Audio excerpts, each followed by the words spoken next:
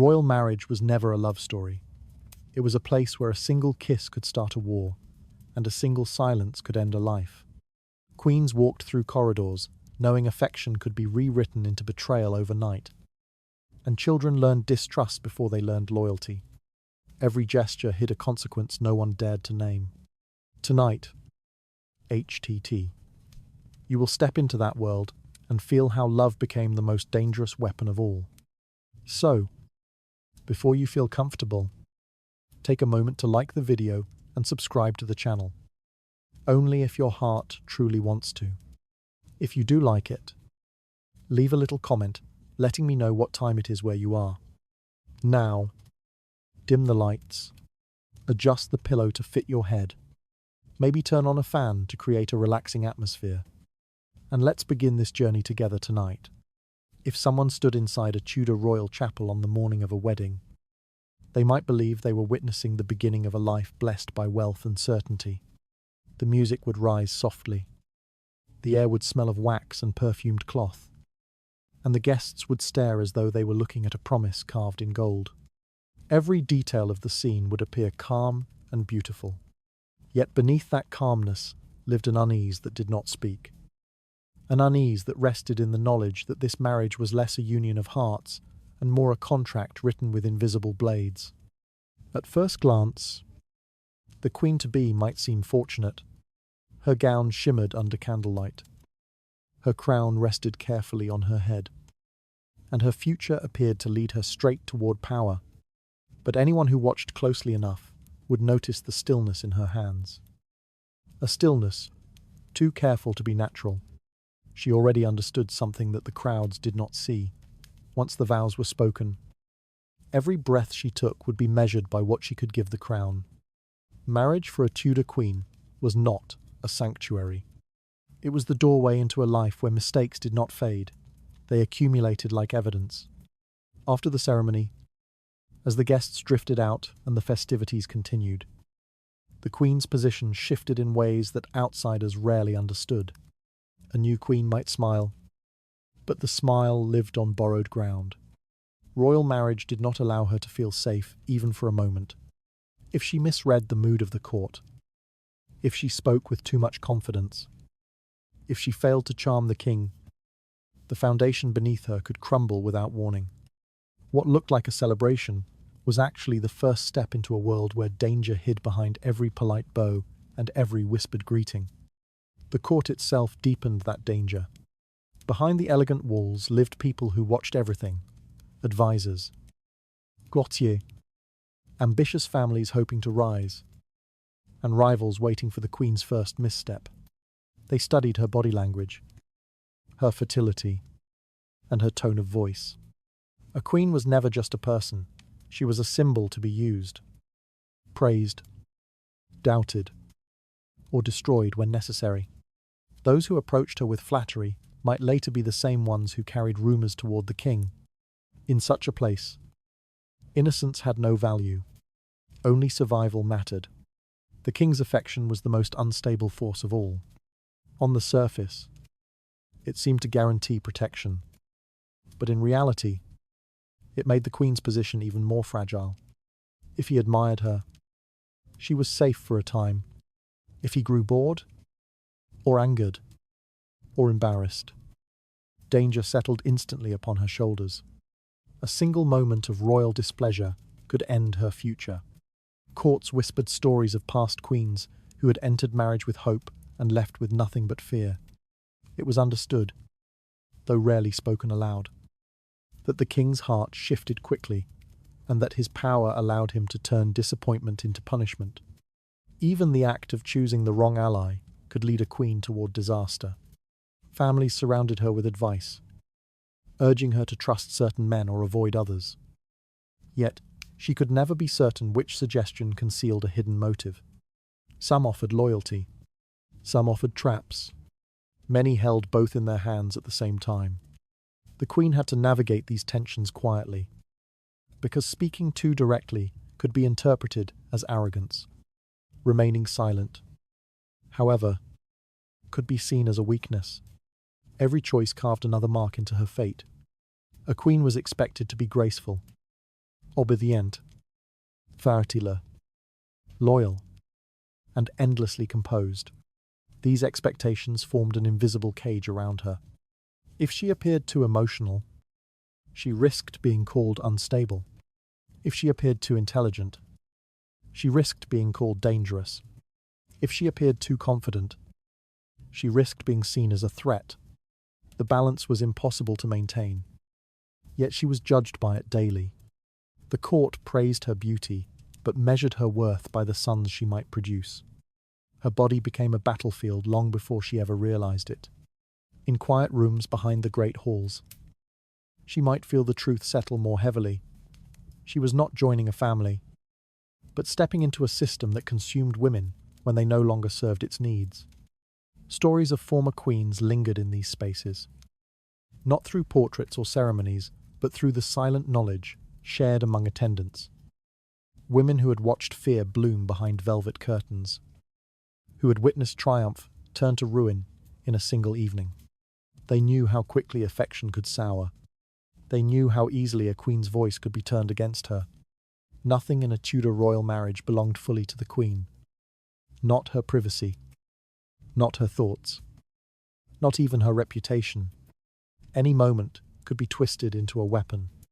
If she refused to hide her discomfort, someone would call her ungrateful. If she tried to defend herself from suspicion, someone would accuse her of protesting too strongly. Even kindness could betray her if given to the wrong person. The marriage that looked so magnificent from the church doorway slowly revealed itself as a place where one misinterpreted glance might shorten a life. Most disturbing of all was how normal this danger felt to those who lived inside the system. The court understood that a queen could fall from favor, yet no one questioned why it happened so easily. Her downfall was simply absorbed into the rhythm of royal life. The next celebration would arrive. The next alliance would form, and the memory of her fear would fade into silence. Even the king might look back and speak of her with distant politeness, as though she had simply fulfilled her purpose and stepped aside. If one were to stand near her in those early days, during the feasts, the processions, the polite greetings, one might not notice the quiet tension in her posture, but it was always there. It settled along her shoulders like a shadow. The danger did not roar, it whispered. And in the Tudor world, whispers lasted longer than vows. The wedding marked a beginning that looked bright, yet its foundation was already trembling beneath the surface. Power gathered in corners she could not reach, taking note of every gesture she made, somewhere within the palace. The first seeds of doubt had already been planted, waiting for the moment they would turn against her. Marriage within the Tudor court rarely began with sentiment. It began with calculations. The moment a royal union was announced, the court shifted its attention, not to the couple standing before the altar, but to the territories, alliances, and leverage tied to their names. A wedding could silence an enemy or provoke one. It could bind two families together or place one under the shadow of another. The ring placed upon a queen's finger was not a symbol of affection but a reminder of the political weight she now carried, whether she wished to or not. Inside the corridors of power, advisors studied these marriages as though they were moves on a board. They understood that a spouse, especially a queen, was less a partner and more a tool. Her lineage, her connections, and her influence were pieces to be traded. A smile at the wrong nobleman, or a gesture interpreted too warmly, could be twisted into a threat. Her presence at court became a constant negotiation between what she represented and what others wished to make of her. She was expected to maintain grace, while knowing she could be repositioned at any time. The way one shifts a token to gain advantage. Pressure did not come only from the king or his circle. Parliament carried its own expectations, weighing a queen's family and alliances with quiet intensity. Some members hoped she would strengthen a faction. Others feared she might empower their rivals. The church watched her just as closely, demanding obedience in matters of doctrine and behavior. A queen who misaligned with either institution risked becoming a point of tension rather than unity. The political landscape surrounding her was already unstable. But her marriage made her the center of attention from groups that seldom agreed on anything except the necessity of controlling her. Advisors knew how to turn her life into a solution for their problems. A marriage could soothe unrest by tying the crown to a powerful family. It could calm foreign disputes by presenting a union across borders. It could erase the scandal by redirecting blame onto a spouse who could not defend herself. Decisions about her place, her duties, and even her movements were often made without her knowledge. She would learn of them only when instructed. Long after men had debated her future in locked rooms, she would never enter. What made her especially vulnerable was how easily her role could be reframed. 1 month, she could be seen as a unifying symbol, admired for her poise and dignity. The next month, she could be portrayed as a burden, too foreign, too outspoken, too independent. Newspapers, pamphlets, and whispers in the court all contributed to these shifting narratives. The Queen had no power to correct them. Political convenience dictated whether she was celebrated or condemned, and those who stood to gain from her downfall adjusted their tone accordingly. The king himself was not always the driving force behind these decisions. His advisors often filtered his view of the Queen, shaping his opinions by selecting what he heard and what he did not. A misplaced rumor, a misinterpreted gesture, or an invented story could convince him that his marriage threatened the stability of the realm. And once he believed it, the Queen's position deteriorated quickly. The political machine surrounding him relied on fear, suspicion, and opportunity. It rewarded those who acted before their rivals could, and the Queen frequently became the piece sacrificed to maintain that balance. Even foreign ambassadors played their part. They observed the couple quietly, sending reports across the sea describing tension, favoritism, or dissatisfaction. Their words could influence treaties, trade, or even war. A queen, through no fault of her own, might be blamed for diplomatic strain or praised for diplomatic ease. Neither outcome guaranteed her safety. In fact, both could sharpen the eyes of those who hoped to replace her with someone more obedient or more strategically useful. Over time, she learned that the crown resting above her was not the most oppressive weight she carried. It was the gaze of those who watched her every day. Interpreting her existence as a political signal, a silence could be read as defiance. A polite refusal could be taken as an insult. A moment of fatigue could be spun into a sign of instability. She had to curate her posture, her voice, her alliance, and her loyalties with a precision impossible to sustain. Any small misstep risked becoming a reason for Parliament, the Church, or the King's advisors to question her usefulness. Political marriages in the Tudor world were not meant to protect women. They were meant to protect power. The Queen understood this truth slowly, often painfully. She learned that she was surrounded not by supporters, but by strategists, measuring her worth in terms she had not chosen. Even her successes could become threats if they empowered the wrong group. Her life, viewed from outside, might seem privileged and ceremonial. Inside, it was a constant negotiation, with forces that demanded everything, yet promised nothing. In time, the ring that once symbolized union became something colder, a reminder that her marriage belonged to the realm, not to her. Every claim of loyalty she heard came with unseen strings. Every counsel offered to her carried hidden motives.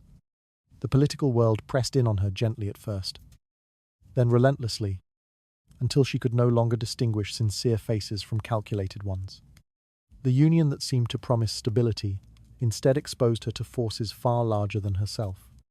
Influence moved quietly through the palace, pushing her into roles she never agreed to fill.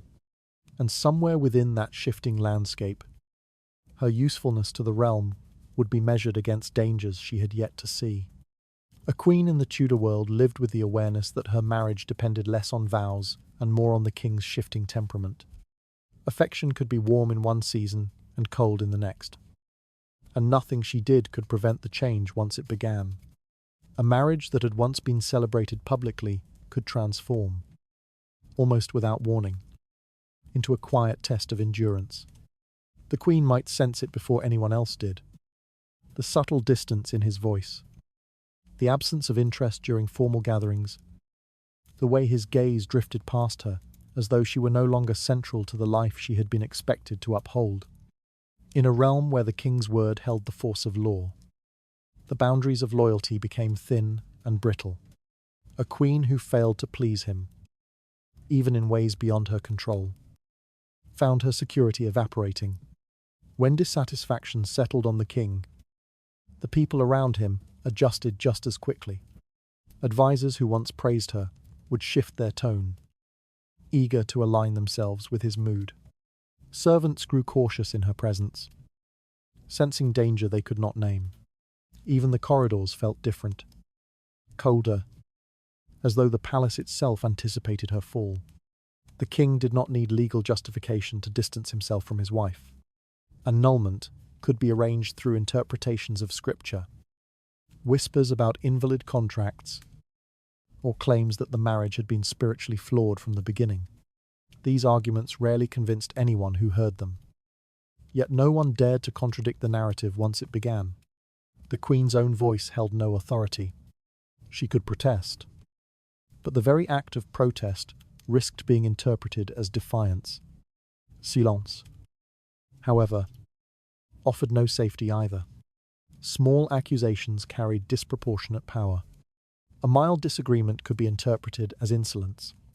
A private conversation with a courtier could be reframed as impropriety.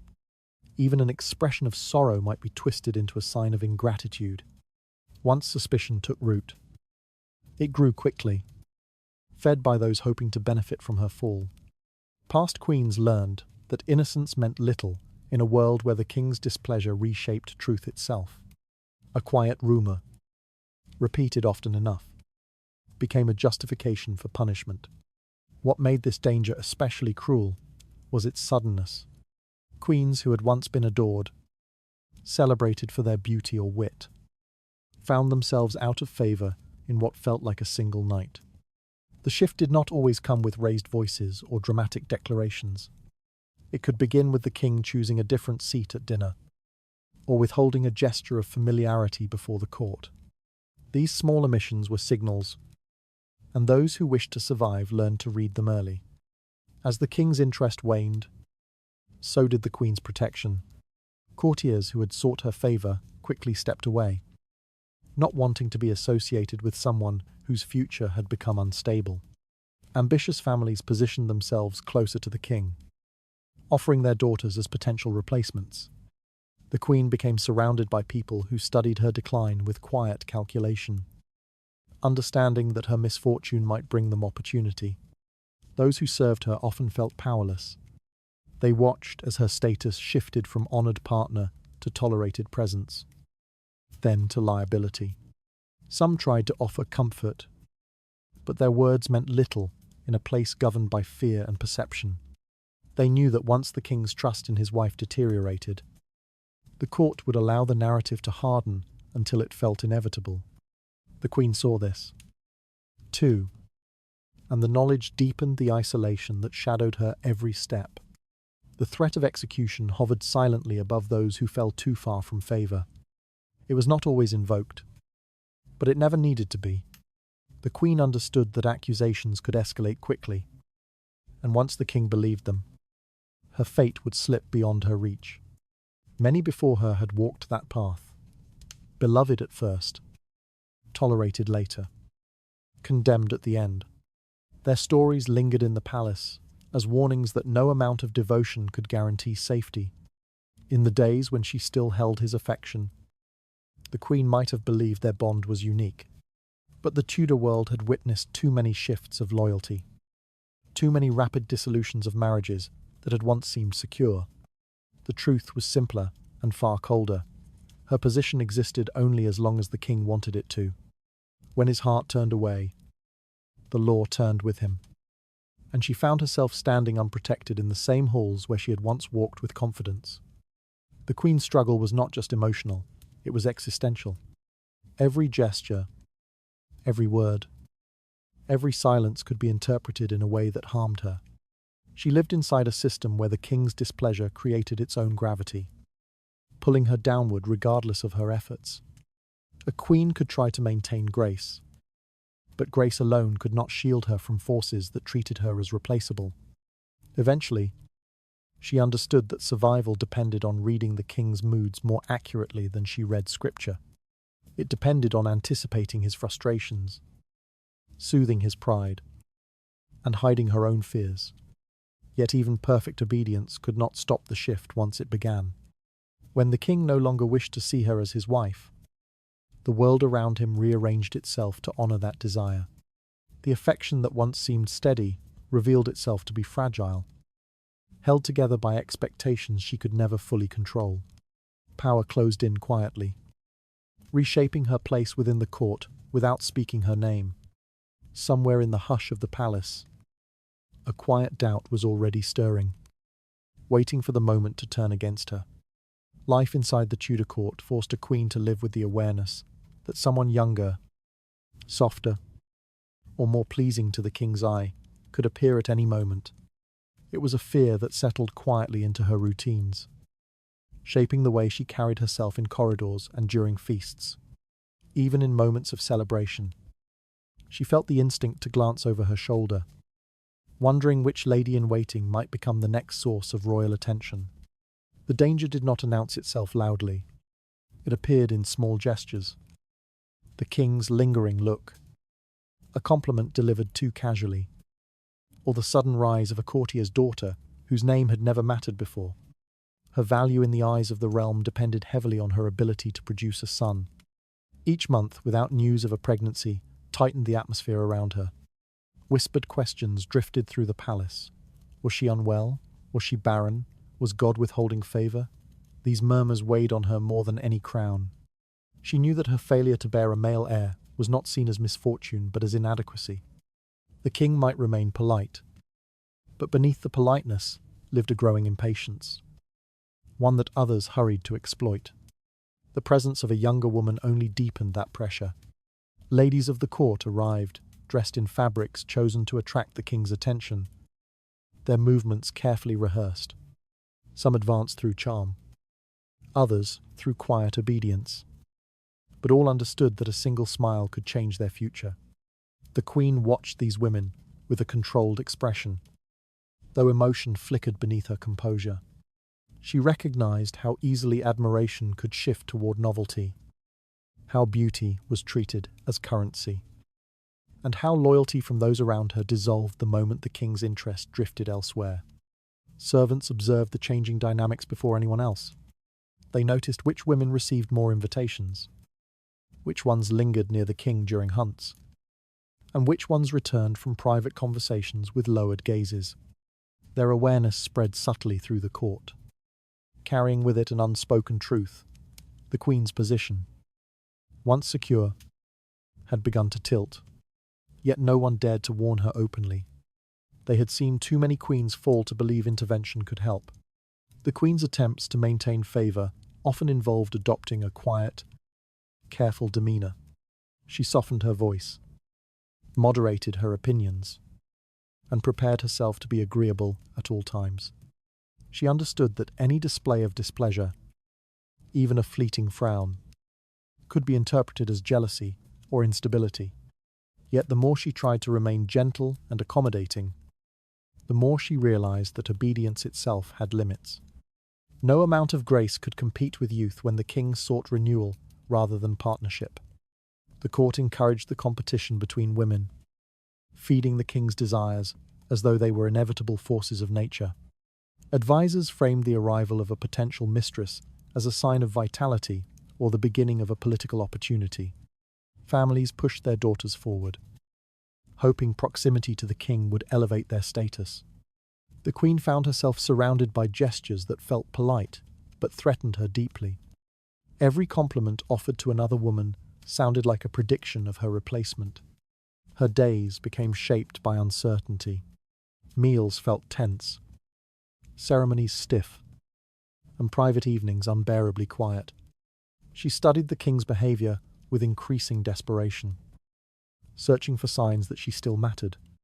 When he seemed distracted, she feared what occupied his thoughts.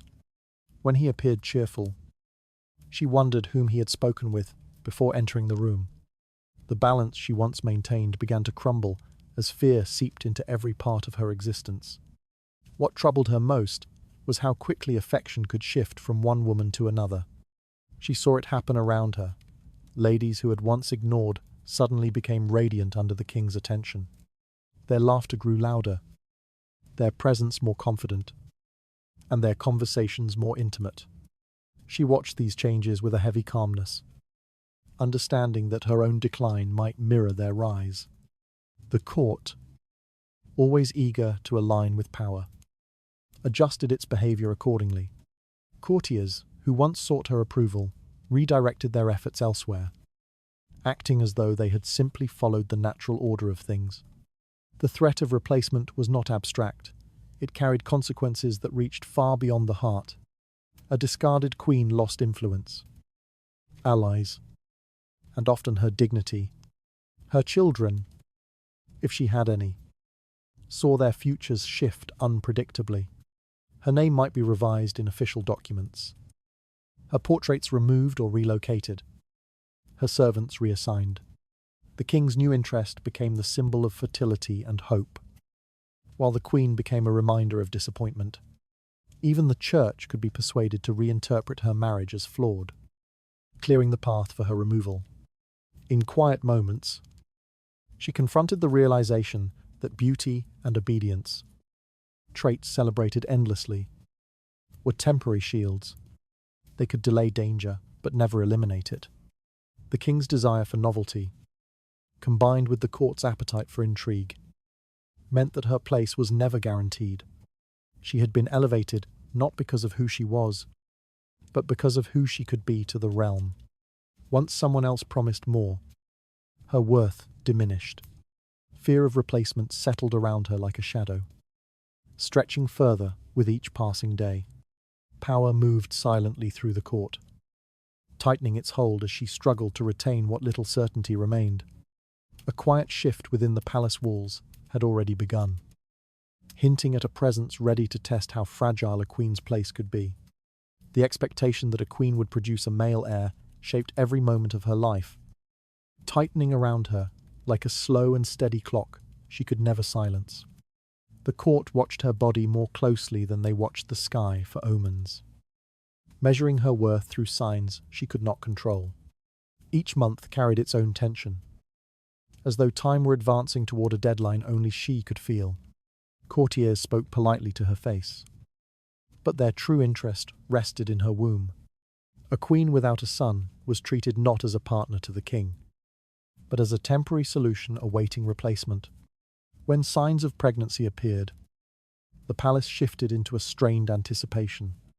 Servants stepped more quietly, physicians visited more often, and advisors calculated the political implications of an heir who did not yet exist. The queen lived under constant scrutiny.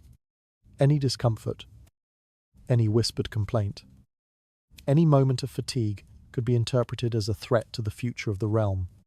No one asked how she felt. They asked only whether the child she carried would secure the dynasty. The pressure grew heavier with each passing week, stretching the distance between her public composure and her private fear. Miscarriage carried consequences far beyond grief. It invited suspicion, disappointment, and accusations spoken softly enough to avoid blame but clearly enough to wound. Some wondered whether she had angered God. Others questioned whether she had followed medical advice. A few whispered that her lineage carried weakness. The queen heard these murmurs, even when no one addressed her directly. She understood that a single loss could shift the court's attitude, turning sympathy into doubt and doubt into calculation. Her body, fragile from strain, became a battlefield she could not defend. If she conceived again, the cycle resumed with even greater pressure. Advisors smiled at her politely, but their eyes revealed the truth. This new attempt was less a blessing and more a final test. The king's patience, once warm, might have cooled. His attentiveness could falter, especially if a younger woman had already begun to attract the court's interest. The queen felt the unspoken warning in their glances. She was not expected to simply carry a child, she was expected to carry the right child. And failure would not be forgiven. The birth of a daughter brought an entirely different kind of silence. Courtiers bowed, congratulated the king, and offered carefully practiced smiles. Behind closed doors, however, disappointment settled thickly through the palace. To the queen, the child might be precious, but to the realm, she was another reminder of unmet expectations. The queen sensed the shift at once. The softened tone of the king, the cooler distance of advisers, the sudden speculation about whether her health, temperament, or destiny aligned with God's will. A daughter, though innocent, amplified the queen's vulnerability. Physicians and midwives remained under intense observation throughout these moments. Their actions were monitored, their choices questioned, and their failures scrutinized. If the queen fell ill, they were blamed. If the child did not survive, their names circulated in quiet discussions. Yet they held no true power. Their presence simply allowed the court to pretend that outcomes could be controlled. The queen knew the truth more intimately. Her safety depended not on medical skill, but on a delicate intersection of politics, timing, and the king's temporary patience. Even the simplest gestures acquired meaning. If the queen placed a hand on her abdomen during a gathering, observers exchanged glances. If she declined wine, rumors spread across the palace by nightfall. Her body became a public object, discussed by those who knew nothing of her private pain. She learned to move carefully, to speak cautiously, and to mask every sign of fear. The pressure for a son did not leave room for vulnerability. It shaped her posture, her tone, her sleep, and her hope. In moments of solitude, she faced the truth that others never acknowledged. The demands placed upon her were impossible. She could be obedient, graceful, careful, and devout, yet still fail by circumstances beyond her reach. Her future rested on a chance disguised as duty. Each day that passed without a male heir tightened the noose of expectation, and she carried that weight even in silence. The court treated fertility as though it were proof of divine favour, and infertility as evidence of failure. The queen felt the divide growing around her, the widening gap between those who considered her essential and those who viewed her as a temporary obstacle. Every failed attempt chipped away at her position. Every rumour strengthened the case against her. The promise of producing a son, which once secured her crown, now threatened to take everything from her. The pressure surrounding her body grew heavier with each unfulfilled expectation, reshaping her days into a quiet struggle for survival. Hope lingered, yet it thinned under the weight of every watchful gaze fixed upon her future. Within the shifting mood of the palace, the first signs of uncertainty were already gathering, hinting at a direction her fate could not escape. Rumours inside the Tudor court moved faster than truth and carried far heavier consequences. A queen who ended one day in uneasy silence could wake the next morning to find her name reshaped into something sinister, something dangerous. The shift often began quietly. An overheard remark, a misinterpreted gesture, a single report carried to the wrong advisor. By the time the whispers reached the king, they no longer resembled their original form. They had gathered force, feeding on fear and ambition until they became indistinguishable from accusation. Those who wished to weaken a queen understood how easily rumours could be woven into threats. A story suggesting she practiced forbidden rituals, or entertained a man too often, or spoke too freely about matters beyond her station, could be repeated with a tone that implied certainty. Blood and ink tended to spill together in these moments. Documents drafted late at night, testimonies shaped before dawn, signatures pressed onto papers that erased years of marriage in a handful of strokes. Once political motives aligned, the Queen became the centre of a narrative she could not control. The accusation of witchcraft, though impossible to prove, held unmatched power. It carried with it a darkness that frightened the court and stirred the public. A queen accused of such a crime found herself confronted not by evidence, but by imagination. A simple prayer whispered alone could be twisted into a ritual. A charm given to her by a servant could be described as an object of sorcery. Even her misfortunes, illness, miscarriages, or unexplained sadness were reframed as signs of supernatural corruption. People preferred fear to reason, and fear spread quickly through crowded halls. Accusations of adultery were even more convenient. They required no proof, only the suggestion that the Queen had enjoyed the company of another man.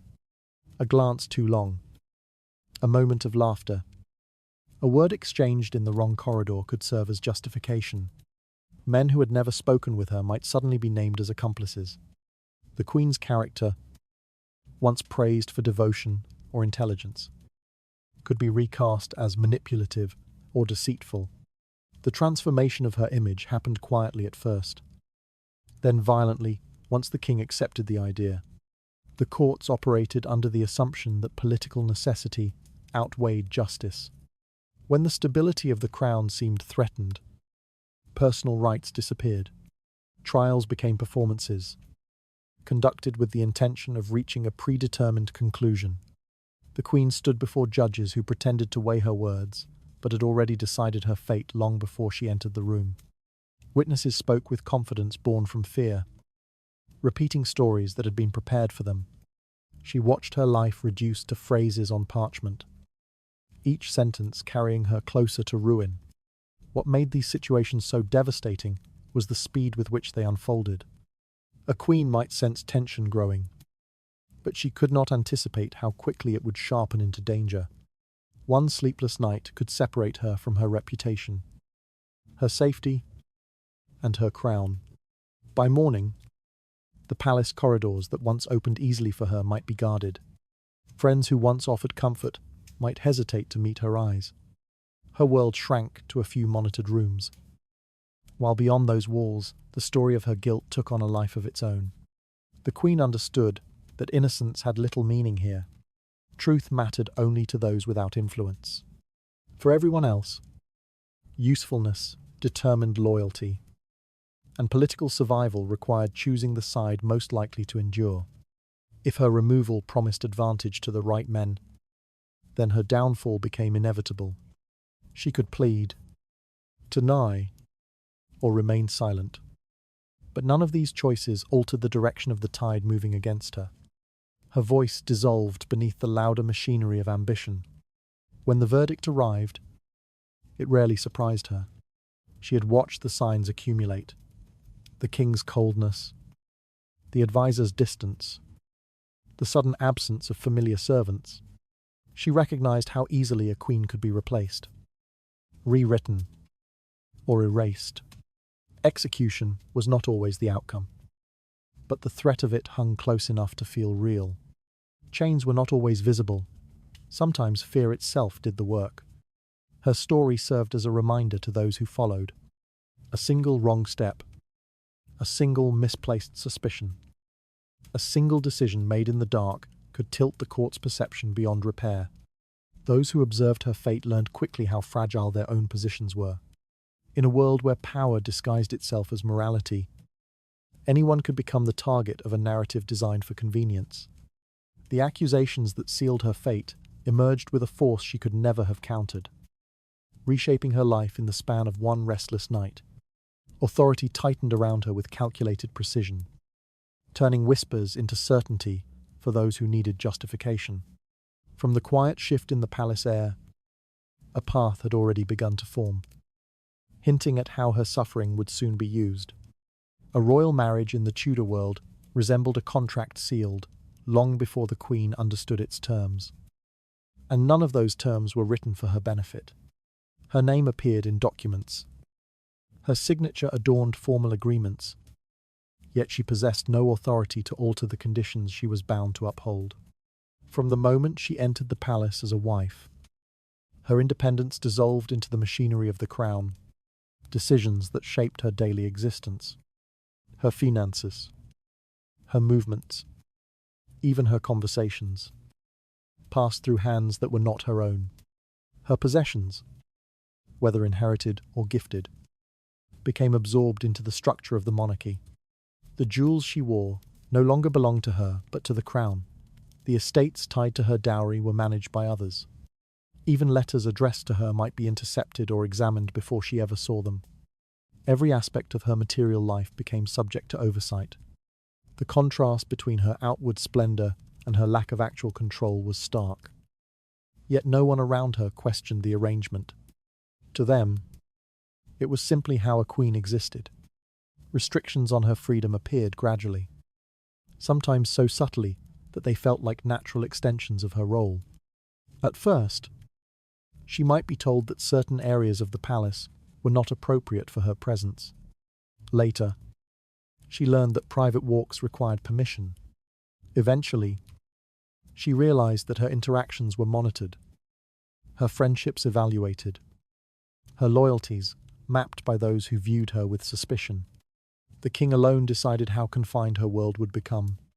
If he trusted her, she might enjoy a semblance of autonomy. If he doubted her, her world contracted until she lived inside boundaries drawn for convenience, not justice. Isolation was an effective tool of control. Limiting her access to allies weakened her ability to defend herself. Restricting her contact with the outside world ensured that her version of events rarely left the palace walls. Even her conversations with servants might be reported to advisors eager to interpret her words through a political lens. She learned to speak cautiously, to move carefully, and to consider how every gesture could be twisted by those who wished to shape the king's perception. What looked like etiquette was actually survival. The queen understood that her silence held more weight than her voice. If she protested the restrictions placed upon her, she risked appearing rebellious. If she accepted them quietly, she confirmed her own powerlessness. The contract she lived under expected obedience but offered no avenues for negotiation. Her marriage vows had been spoken publicly, yet their consequences unfolded privately, behind doors where her concerns carried little influence. The king's authority remained absolute, even when exercised unfairly. The imbalance embedded in the marriage did not shock the court. To them, hierarchy was natural. The king commanded, and the queen adapted. Her compliance was treated as a virtue. Resistance, even in small forms, was seen as a destabilizing force. Those who observed her closely knew how these pressures accumulated, reshaping her sense of self. She might begin her queenship with confidence, but over time, the weight of her limitations eroded the certainty she once carried.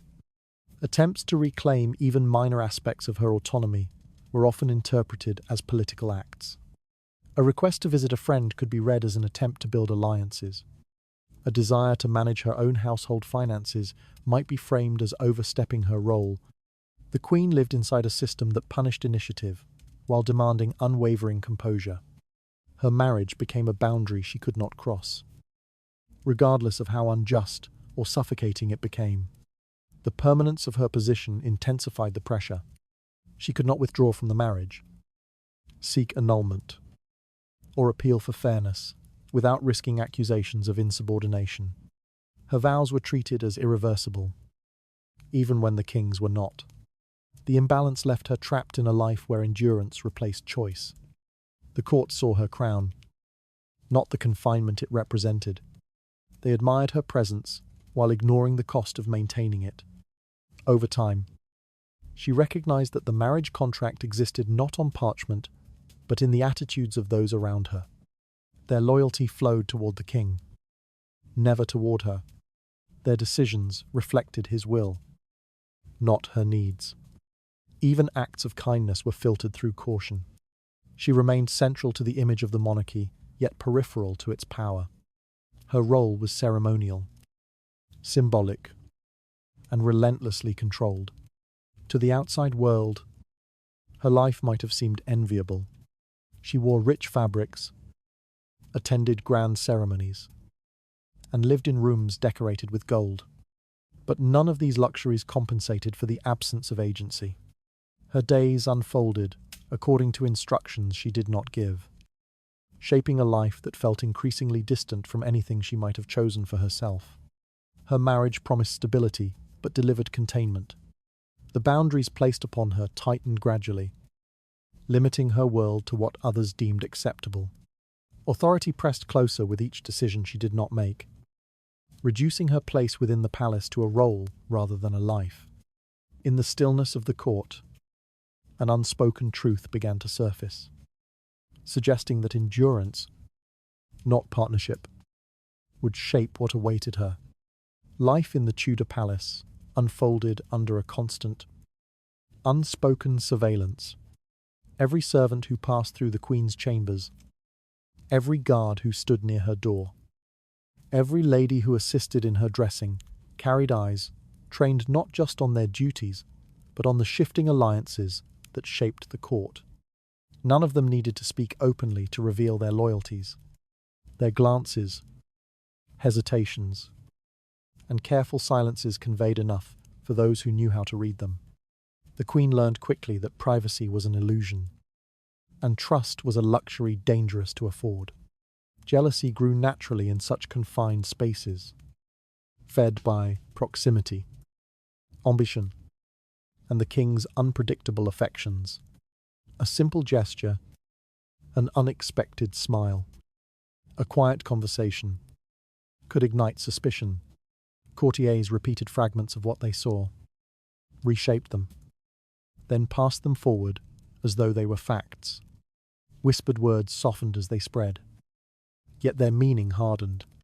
The Queen understood how these murmurs transformed into something far more threatening. Accusations subtle enough to deny, but sharp enough to wound. They clung to her reputation with a persistence she could not outrun.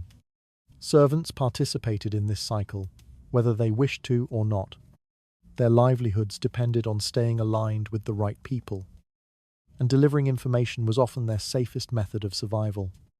A misplaced comment from the Queen, overheard by someone loyal to her rivals, might travel through the palace before the day ended. Each retelling gained a new edge, shaped by the storyteller's purpose. Even silence became suspicious. The absence of words left room for interpretations that benefited those seeking to weaken her standing. The king, too, lived beneath these watchful eyes, though he was seldom affected by them in the ways she was. Jealousy distorted the relationship between husband and wife, reshaping it into something colder and sharper. Their private moments, once a refuge, grew tense as each began to anticipate how their actions might be interpreted by others. The Queen measured her words, afraid that anything spoken too quickly could be twisted into criticism. The king, influenced by constant reports, became unsure of what to believe. Their marriage gradually shifted from partnership to surveillance. Fed by interpretations, neither could escape. The palace corridors amplified these tensions. When the Queen walked through them, she felt the weight of every gaze. Courtiers who bowed politely avoided meeting her eyes for too long, wary of what others might infer. Conversations paused when she approached, then resumed in tones softer than before. She could sense the adjustments happening around her, the careful lowering of voices, the shifting of posture, the concealed glances exchanged over her shoulder. These subtle signals created an atmosphere thick with caution and speculation. Rumours grew strongest in the late hours, when the palace quieted and shadows stretched along the stone floors. A single, unfounded claim could spread before dawn, carried by those who sought advantage or merely wished to avoid becoming targets themselves. The Queen often learned of these whispers only after they had hardened into collective belief. By then, explaining or denying them felt pointless. In the Tudor world, perception shaped truth more effectively than evidence ever could. Over time, She began to internalize this vigilance. Her movements became more precise, her speech more measured. She listened carefully to the tone of each greeting, the duration of each pause, the eagerness with which someone approached her or avoided her altogether. These observations helped her navigate the court's shifting terrain, but they also eroded her sense of safety. She could not rest even in her own chambers, where walls felt too thin and secrets travelled too quickly. The king experienced his own form of suspicion. Advisors whispered doubts into his ear, suggesting that the queen's friendships were strategic or that her compassion hid ulterior motives. These suggestions did not need to be credible to be effective. Once planted, they lingered, colouring how he interpreted her actions. Their marriage, once built on ceremony, now relied on constant reassurance. Small misunderstandings expanded into larger doubts, fuel for those who thrived on discord. In rare moments, when the queen found herself alone, she felt the exhaustion that came from being observed so relentlessly. She understood that the court's jealousy was not personal, it was structural. The system rewarded those who watched closely and punished those who trusted too easily. Still, knowing this did not soften the impact. Every day demanded a performance, and every misstep threatened consequences she could not control. Her fear was not merely of gossip, but of the machinery behind it. Once a rumour found the right ear, it could reshape her position in ways she could not predict. Jealousy became a weapon, surveillance became a strategy. Those who wished to harm her rarely acted openly. They simply waited for the court to interpret her existence as a threat. The walls around her echoed with carefully managed words, each carrying weight greater than its sound. Suspicion drifted through the palace like a constant draft, cutting into her attempts to protect what remained of her stability. A subtle shift inside the court's uneasy rhythm had begun to gather strength, preparing to press against her with even greater force. A queen carried more than her own reputation. She carried the fragile dignity of the family that had sent her into the palace, with hope disguised as pride. Every mark on her body, every moment of weakness, every tremor of misfortune became a reflection not only of her personal fate, but of the worth assigned to her lineage. A scar that might have been meaningless in another life, transformed into a symbol of vulnerability. A miscarriage that brought her quiet grief could be interpreted as a sign of divine disfavor. Even an unverified whisper could begin to unravel the standing her family had built over generations. Her relatives felt this pressure from a distance. They lived outside the palace walls. Yet the weight of her circumstances shaped their daily anxieties. A father feared being called incompetent. A mother feared being judged through her daughter's suffering. Siblings watched for political shifts, understanding that a change in the queen's position could alter their fortunes overnight. The family moved through their world with a tense politeness, aware that any stumble might echo back to the court and tighten the scrutiny their daughter already endured. Inside the palace, loyalty was measured not through devotion but through interpretation. Each gesture the queen made was examined by those who saw themselves as guardians of propriety. If she hesitated while greeting a visiting nobleman, they questioned her intentions. If she favoured a particular servant, they speculated about hidden alliances.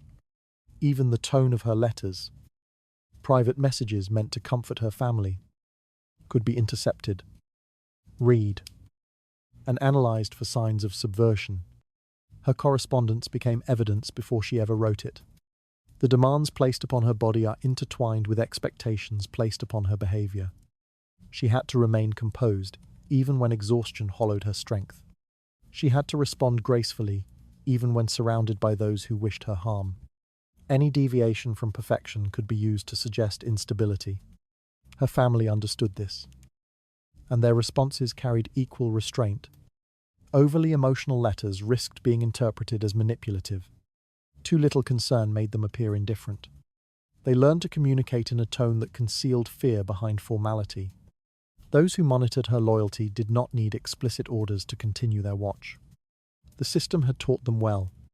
Ladies-in-waiting reported on her moods as naturally as they reported the weather. Advisors noted her movements as though tracking the position of a star.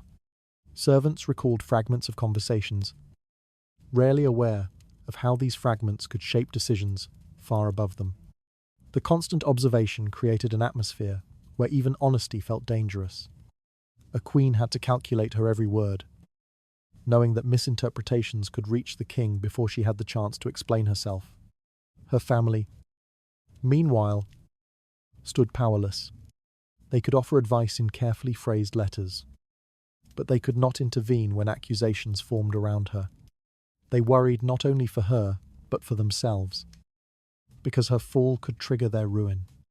Land might be confiscated, titles questioned, or political alliances severed. Marriage into the royal family had promised security, yet its risks extended far beyond the palace gates. Her relatives learned to live in a quiet state of dread, waiting for news that might upend their lives without warning. The Queen felt this burden most intensely in moments of vulnerability. After illness, after loss, after any sign of weakness, she sensed how quickly the court watched for evidence of decline. Her body became a ledger on which the fortunes of two families were recorded. Success brought temporary relief. Failure brought consequences she could not fully predict. She bore these expectations in silence, understanding that the weight placed upon her was both impossible and unavoidable. Jealous rivals used this dynamic to their advantage. They whispered that her family lacked strength, that her background was flawed, that her misfortunes reflected the shortcomings of those who raised her.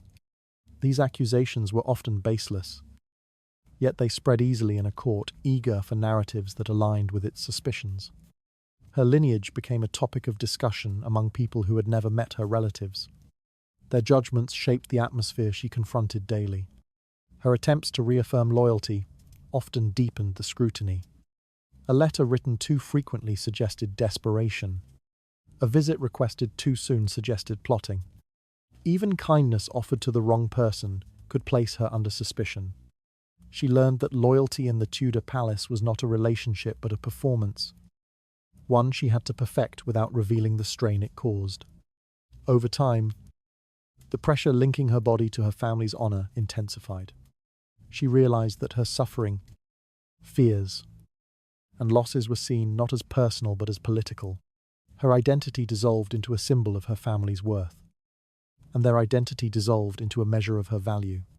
Their futures intertwined so tightly that a single misinterpreted moment could unravel them all. The expectations tied to her body pressed against her with a weight that extended far beyond the palace walls. Watchful eyes recorded every trace of vulnerability. Shaping judgments she could neither guide nor escape. Through that growing tension, an unease began to settle, signaling that even deeper consequences waited ahead. Political marriages in the Tudor world were arranged long before affection had the chance to form, and often long before the bride understood what marriage meant.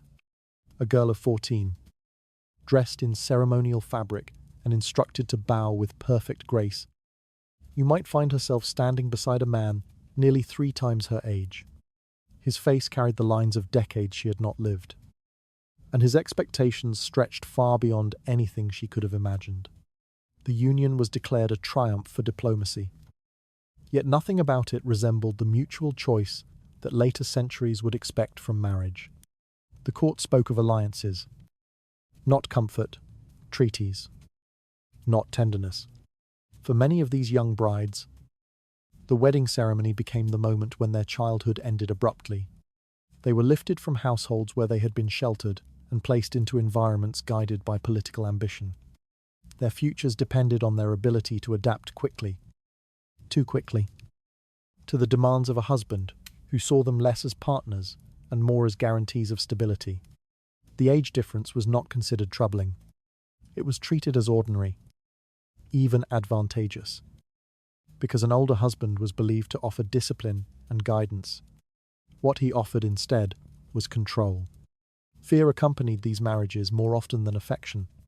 Brides who trembled on their wedding nights were told their nerves were unbecoming. Any sign of hesitation risked being recorded as defiance. They were expected to perform their duties with calm obedience, even if the man beside them was a stranger whose presence filled them with dread. Their families assured them that love was unnecessary, respect and duty were what mattered. Yet respect was rarely mutual, and duty flowed in only one direction. Abandoning the marriage was not an option. The bride knew that refusal would disgrace her family, disrupt diplomatic agreements, and potentially provoke the anger of nations. Those who tried to resist these arrangements faced consequences too severe to risk. A girl who begged for freedom might find her pleas dismissed by fathers who valued alliances more than her safety. A queen who wished to escape an unhappy union could be accused of disloyalty or worse. The absence of choice defined these marriages long before vows were spoken. What unfolded inside these unions rarely resembled affection. The husband's expectations revolved around obedience, heirs, and the maintenance of his reputation. The bride learned to measure her success through the moods of a man she had not chosen. When he was pleased, her days were manageable. When he grew distant or irritable, the entire household felt the shift. Servants adjusted their movements. Advisors adjusted their tone. And the bride adjusted her emotions to avoid provoking displeasure. Her role was to accommodate him, even when the cost was her own identity. Many of these women lived their entire lives without experiencing anything close to romantic affection. They slept beside men who saw them as extensions of treaties, not as individuals. They attended dinners, ceremonies, and public functions where they played the role expected of them, all while knowing that their marriage had been built on negotiations conducted without their input. The court admired them for their composure, but never acknowledged the sacrifice required to maintain it. Some brides grew skilled at hiding their discomfort behind careful smiles. Others retreated into silence, allowing the palace to interpret their stillness however it wished. A few attempted to cultivate the affection of their husbands, hoping that kindness or diligence might earn a sliver of genuine care. But even these efforts were uncertain. A husband who viewed marriage as an obligation seldom sought an emotional connection. His loyalty lay with his advisors, his ambitions, or his own desires. The bride remained a symbol, not a companion. In the most tragic cases, the marriage outlasted the life of the woman bound to it. Many brides succumbed to illness, childbirth, or neglect long before they reached adulthood. Their deaths were mourned publicly. Yet privately they were treated as unfortunate interruptions to political plans. Replacement brides were sought swiftly, emphasizing how little value had been placed on their well-being. Some women died without ever receiving a voluntary kiss. Their lives marked not by intimacy, but by duty, performed quietly until their bodies could no longer bear the burden. Even those who survived recognized the emotional emptiness of their unions. They aged beside men whose interests wandered freely through the court. Mistress, servants, and ambitious young women often captured the attention denied to the wife. While the bride fulfilled ceremonial obligations, others fulfilled the desires her husband kept, carefully concealed behind the palace walls. This arrangement was not seen as betrayal. It was seen as the natural order of marriage built upon alliances rather than connection. Their letters reveal the loneliness that shaped their days. Few dared to confess dissatisfaction openly, yet their restrained language hinted at sorrow. They wrote of long evenings spent waiting for husbands who did not come, of celebrations that left them feeling like decorative objects, of duties performed without acknowledgement. Their words remained gentle, but the absence of joy spoke on their behalf. The court rarely questioned the morality of these arrangements. Power justified its own logic. Young brides who suffered privately ensured political unity publicly, and that unity mattered more than their well-being. Their experiences served as reminders of how deeply marriage could be distorted when shaped by ambition rather than affection. These unions created a life bound by duty rather than emotion, leaving women to navigate days defined by expectation rather than connection. Silence settled over their most personal moments. reinforcing the distance between what they endured and what the court chose to see. Beneath that silence, a harsher truth waited to emerge, poised to reveal how fragile even the appearance of harmony could be. Fear settled into the daily life of a queen long before danger announced itself clearly. It began quietly, in ways small enough to dismiss if she wished to survive a little longer. A shift in the king's expression, once warm or at least predictable, started to cool. His eyes lingered less. His attention wandered more easily. What troubled her most was not what he said, but what he no longer bothered to say. In a court where perception shaped reality, even a momentary frown could alter the course of her life. The king's moods travelled faster than any messenger. Advisors watched him closely, alert to every sign of irritation. Servants whispered about his silences, as though they were commands. When he grew distant from the queen, the palace adjusted itself like a living organism sensing a change in the weather. Doors opened more slowly for her. Greetings grew softer, thinner. People who once bowed deeply now allowed their eyes to drift past her, already imagining a world where she held less influence. The queen saw these changes and understood their implications. Though she forced herself not to react, suspicion operated with dangerous efficiency in the Tudor world. A queen who looked away at the wrong moment could be said to have wandered from loyalty. A laugh that sounded too light might be interpreted as deceit. Even the simple act of appearing anxious could invite rumors of guilt. Those who envied her position, or hoped to claim it for another, needed only the smallest gesture to build a case against her. Once whispered doubts reached the right ears. They evolved into truths that could not be challenged. Her marriage offered no protection from this. In fact, it heightened the risk. The king's affection determined her survival more completely than any law. When he was pleased with her, accusations dissolved before they could take shape. When he grew impatient or bored or troubled by matters she could not control, her safety weakened. A queen needed not only to be innocent, but to appear constantly worthy of favour. Even then, the palace could reshape her image into something unrecognizable. Late at night, when footsteps quieted and torches dimmed, she allowed herself to think about how fragile her position truly was. Other queens before her had stood in these same halls, believing they were secure, until a single expression from the king signaled a shift in fate. Some received annulments wrapped in polite language. Others faced accusations too severe to defend. A few were escorted to prisons, their jewelry stripped away piece by piece. One by one, they learned that marriage to a king offered proximity to power, but no guarantee of mercy. Her ladies-in-waiting sensed the tension as well. They moved through her chambers with a caution that made even mundane tasks feel delicate. Their eyes flickered toward the door, waiting for messengers who might arrive with news that could either calm or destroy. Some offered small reassurances, a carefully chosen word, a respectful gesture, but none could erase the truth. Once the king's expression hardened against her, protection evaporated. The queen still carried herself with dignity, but fear shaped her every decision. She measured her steps, moderated her tone, and weighed her responses as if the wrong syllable could tip the balance against her. Conversations that once felt familiar now required mathematical precision. She could not appear defensive.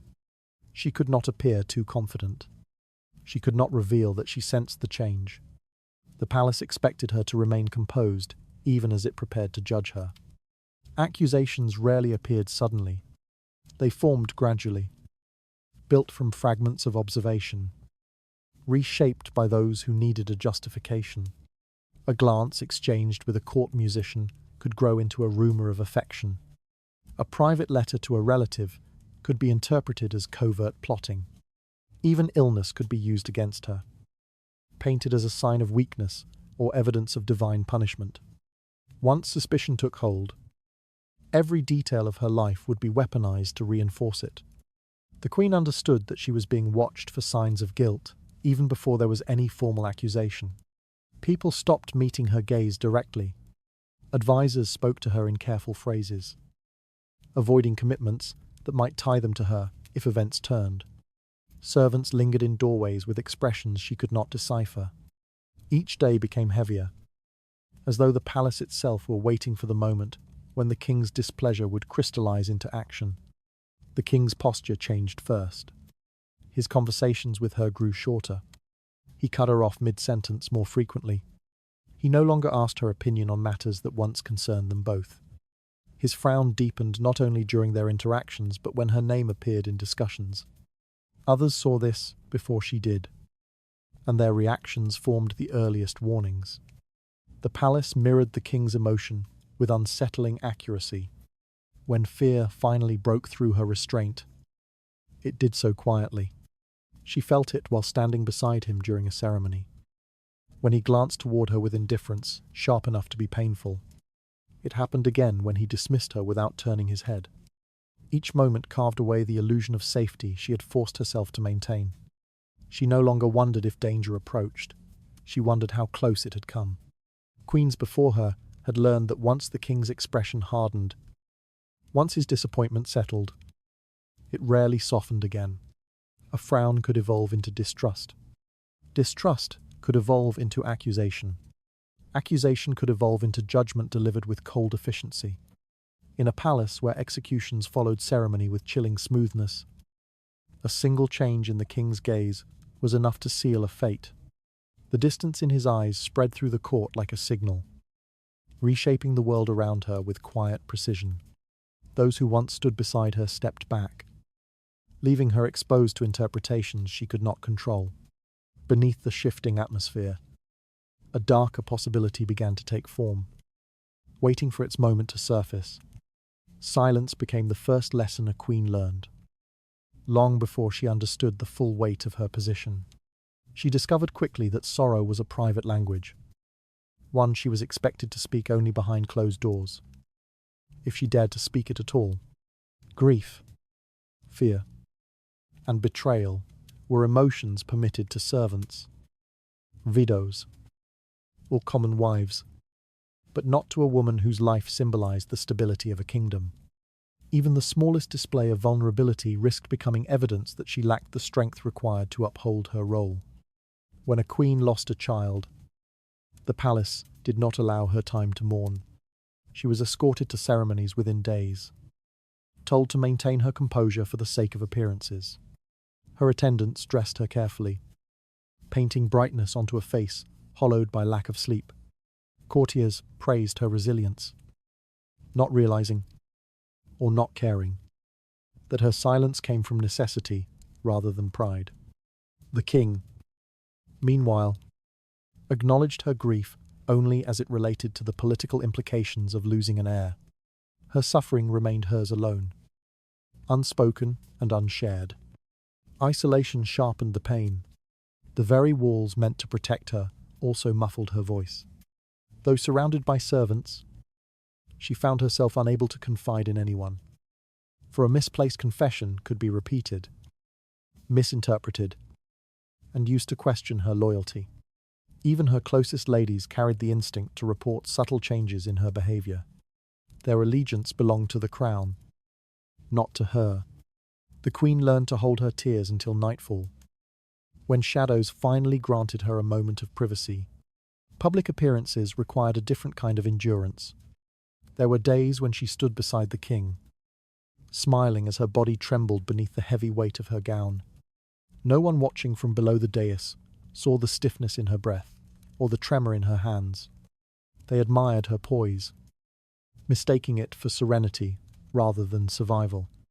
Each smile demanded precise control, each bow a suppression of the ache that lived inside her. She performed her duties with the grace expected of her, even when part of her wished to collapse under the strain. Betrayal cut even deeper because she was forbidden to acknowledge it. When the king's interests drifted toward another woman, she worked tirelessly to maintain the appearance of calm. Rage would have been understandable in private life, but a queen expressing anger risked being labeled unstable. Advisors might interpret her emotions as a threat, rivals might twist them into accusations. She learned to speak gently even when wounded, to walk steadily even when unbalanced, and to remain gracious in moments when humiliation scraped raw against her dignity. Letters from her family provided no refuge. Each word she wrote had to be chosen carefully, knowing her correspondence could be read by advisors long before it reached its intended destination. If she expressed grief too openly, it might be said that she lacked the fortitude required of a royal woman. If she appeared too detached, it might be assumed that she was hiding dangerous intentions. Her emotions had to fit an acceptable shape, though the contours of that shape shifted unpredictably. The expectation of secrecy extended even to her illnesses. A queen who fainted publicly risked being seen as weak. A queen who withdrew from social functions risked appearing suspicious. Court physicians were summoned discreetly, and their diagnosis was often tailored to political needs. If she suffered from exhaustion, they called it a cold. If her pain became overwhelming, they spoke of temporary discomfort. Her body was expected to present strength even when it was failing her. The public believed she lived a life of luxury, unaware of the constant surveillance shaping her existence. They saw jewels, not the weight of duty. They saw ceremonies, not the loneliness lingering behind them. The Queen understood the gap between perception and reality, but had no power to close it. Her image belonged not to her, but to the kingdom. Any admission of suffering would disrupt the delicate narrative required to maintain political harmony. The isolation intensified when the court turned cold. Servants who once greeted her warmly began to lower their eyes. Advisors shortened their conversations. Friends whispered that she should remain cautious. Their warnings were delivered with the softness of concern, yet carried the unmistakable edge of fear. Danger, they implied, drew nearer to those who exposed their hearts too openly. The Queen had no choice but to withdraw deeper into herself, sealing her emotions behind a quiet discipline. At times, she wondered whether the palace had been built more to contain queens than to honor them. Every corridor echoed with the memory of women who had endured similar suffering, who had smiled through heartbreak, who had buried children, who had lost their place, their freedom, or their lives. Their silence haunted the stone floors. Their stories lived only in the pauses no one acknowledged. The Queen continued her performance because she understood the consequences of failure. The kingdom demanded composure. The court demanded restraint. The king demanded an illusion of unwavering stability. Her pain was considered irrelevant compared to the needs of the crown. So she mastered the art of hiding herself, burying grief beneath layers of protocol, until even she struggled to remember what it felt like to express emotion freely. Her silence became the final barrier between survival and ruin, preserving an image the court needed while erasing the parts of herself she once recognized. Control hardened around her like armor, though it offered little comfort against the eyes that watched her constantly. Through that tightening stillness, a darker tension began to stir, signaling how little protection secrecy could truly offer. Whispers in the Tudor court rarely began with the king or queen.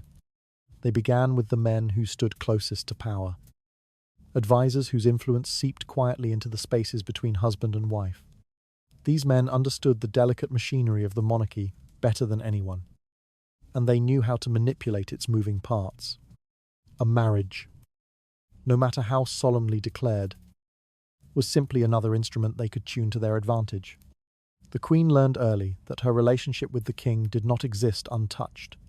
It existed through the interpretations, suggestions, and ambitions of those who hovered at his side. Thomas Wolsey had once shaped the direction of royal affection with a precision that bordered on mastery. Cromwell, later, would take this skill even further, weaving alliances and dismantling them with an efficiency that changed the course of history. To advisors like these, the king's marriage was a political stage. The Queen's place upon it could be elevated or erased, depending on how well her existence aligned with their plans. Their power grew in the spaces where trust between husband and wife began to thin. Intentions did not need to be spoken aloud.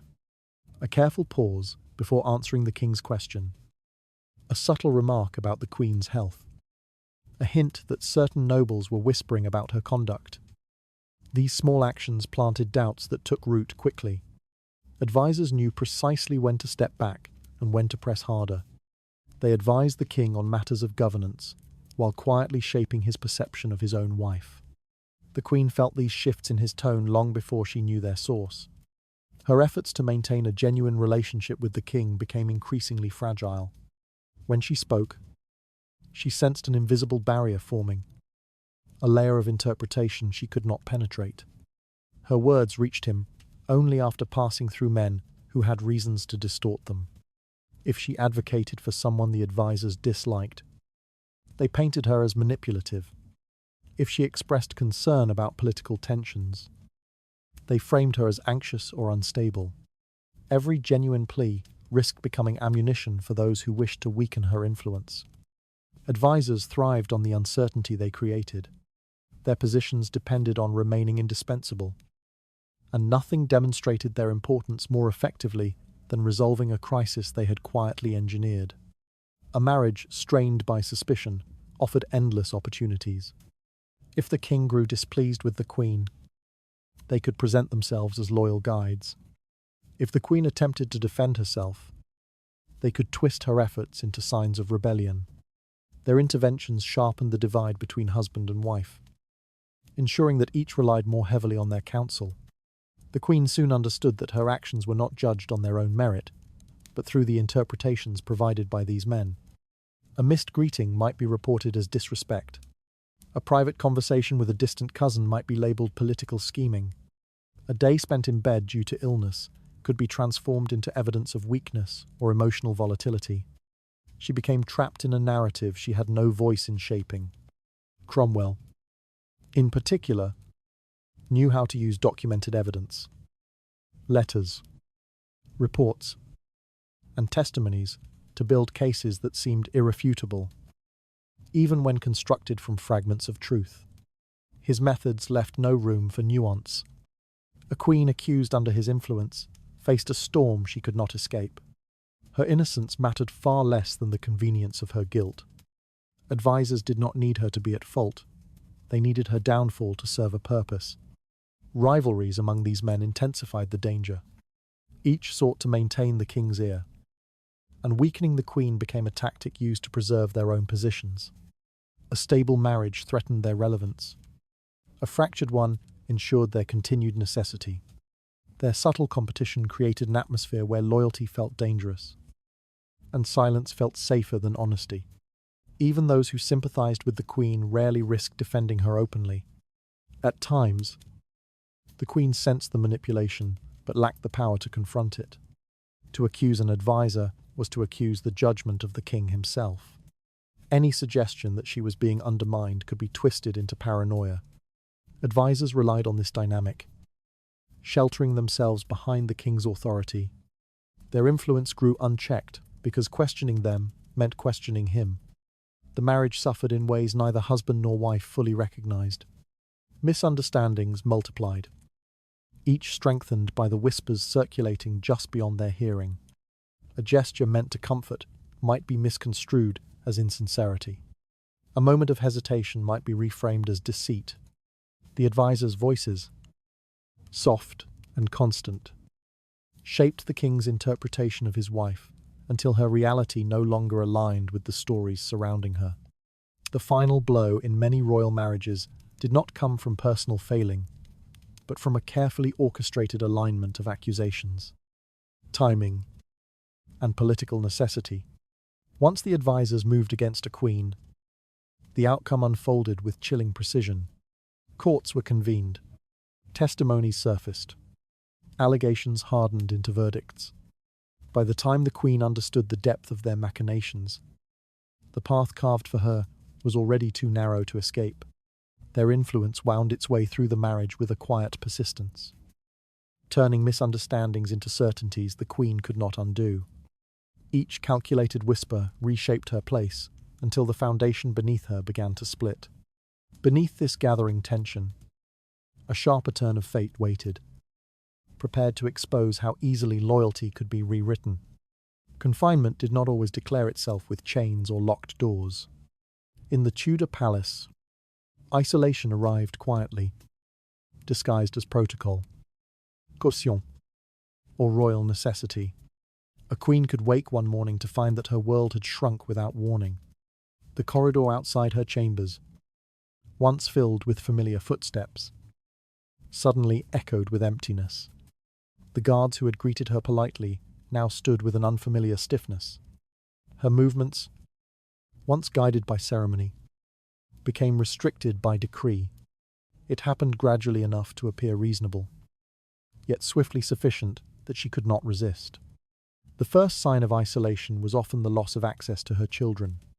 A queen who had once held her son's hand as they walked through the gardens might be told that he was too busy with lessons, too tired from training, or too ill to receive visitors. These explanations softened the blow but masked a harsher truth. Her role as mother no longer served the interests of the court. Her children now belonged more to the monarchy than to her. Days stretched into weeks without the sound of their voices, and the silence hollowed her in ways she could not admit aloud. Her correspondence followed the same pattern. Letters addressed to her family began to disappear or arrive oddly delayed. Responses grew shorter, bearing tones that suggested censorship rather than affection. She wrote cautiously, avoiding anything that could be perceived as a complaint. Still, her words travelled through hands that read more closely than they delivered. Pieces of her private life became documented fragments for others to interpret. The isolation deepened as she realized she could no longer trust the messages she received or the ones she sent. Rooms that once symbolized her authority became reminders of her confinement. The palace reassigned her chambers under the guise of comfort or privacy. But each move shifted her farther from the spaces where decisions were made. She was placed in quieter wings, removed from the bustling heart of political life. Servants were replaced without explanation, exchanged for unfamiliar faces whose loyalties she could not read. Some performed their duties with rigid professionalism, avoiding unnecessary conversation. Others watched her too closely, as though recording every gesture for someone else. Days took on a distorted rhythm. Without public appearances, audience, or council meetings, time lost its shape. She no longer heard the updates that once flowed freely through her household. News reached her only when it served a purpose, often delivered in tones that suggested pity rather than respect. She sensed decisions being made around her, decisions that affected her future. Yet none included her presence. The court's distance unsettled her more deeply than overt hostility could. She felt herself fading from relevance, becoming a figure remembered rather than regarded. Even the air in her chambers grew heavy. Servants entered quietly, completed their tasks, and left without lingering. The absence of familiar conversation deepened her loneliness. She longed for the sound of laughter in the corridors, the rustle of silk from her ladies, the warmth of companionship during meals. Instead, she dined alone at a table set for many, the empty chairs framing her solitude. Her meals were delivered with efficiency, untouched by the care that had once accompanied them. Her physical confinement soon shaped her thoughts. She found herself pacing the same stretch of floor, listening to echoes that answered nothing. The windows revealed courtyards she could not enter, gardens she could no longer cross. Even sunlight felt restricted, filtered through the narrow glass patterns of her assigned rooms. The world beyond the palace continued without her. Festivals, ceremonies, alliances, but she remained suspended in quiet corridors, forced to confront the slow erosion of her place. The psychological strain grew heavier with each passing day. Isolation blurred her sense of identity.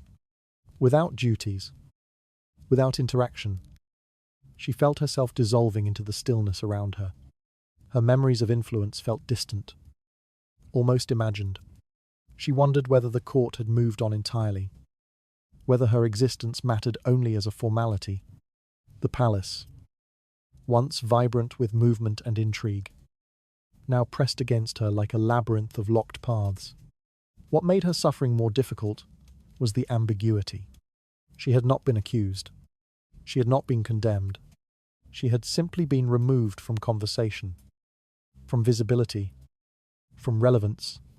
There was no decree to challenge, no sentence to appeal. Those who orchestrated her isolation relied on the quiet efficiency of absence. They understood that neglect could destroy a queen more completely than open hostility. As the days blurred into one another, she learned that invisibility could be a form of violence.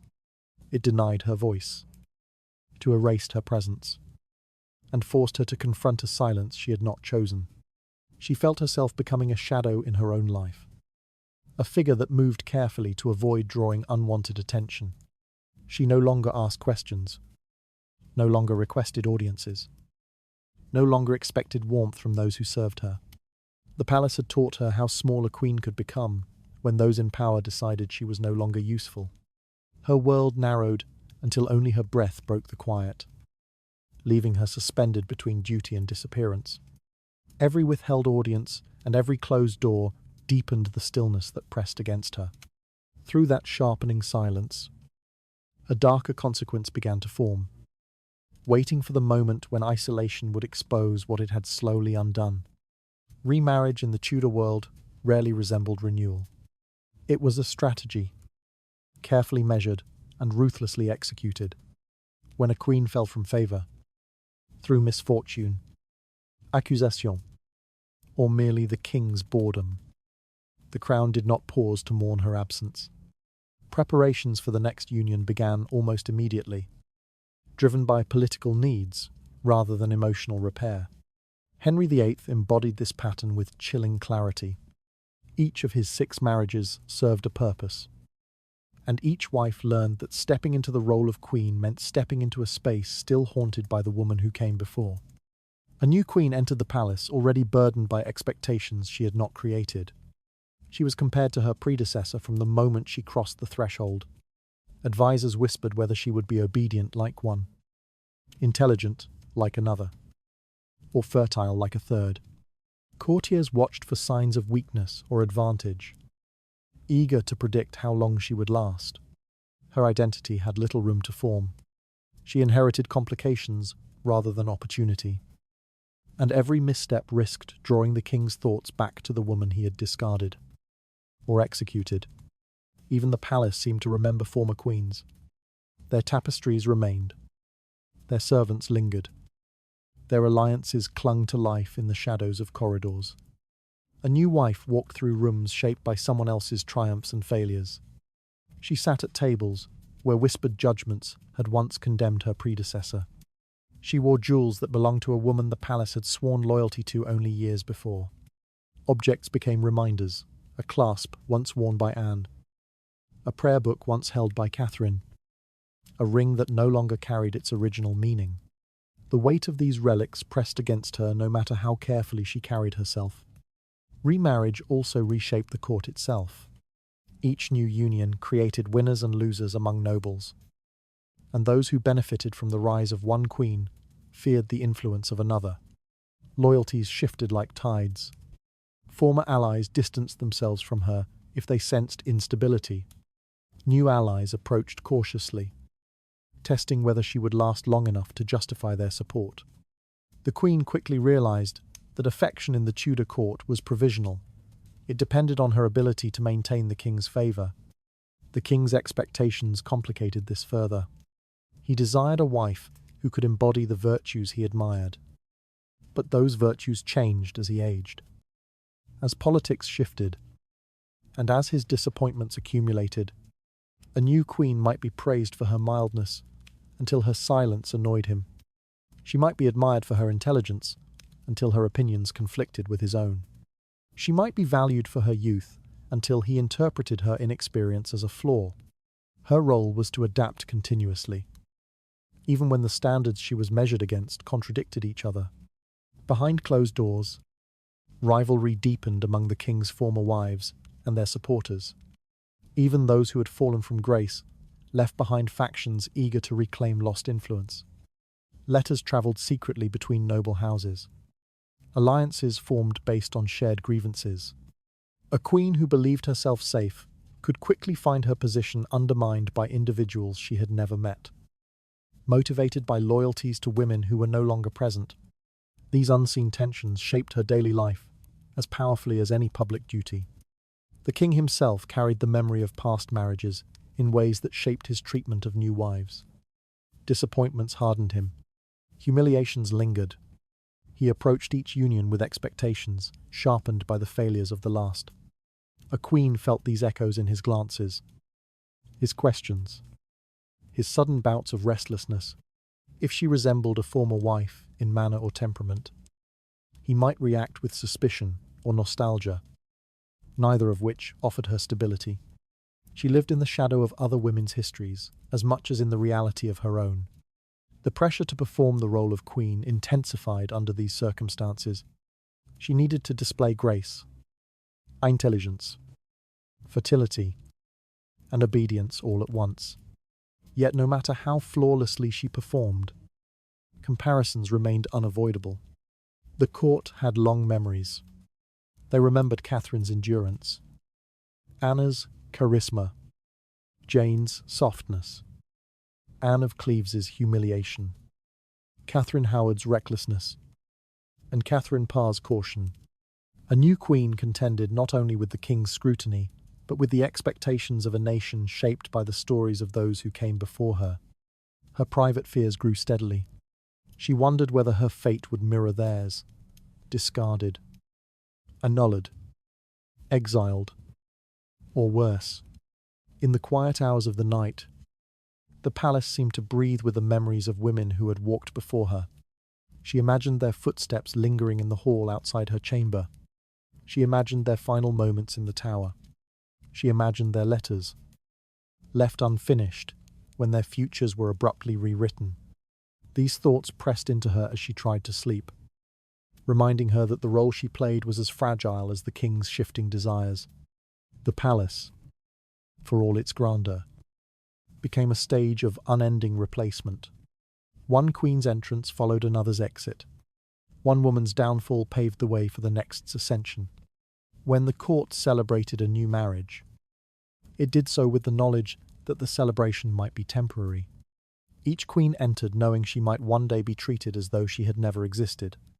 Her steps through the palace carried echoes that did not belong to her, each one shaped by the women erased before she arrived.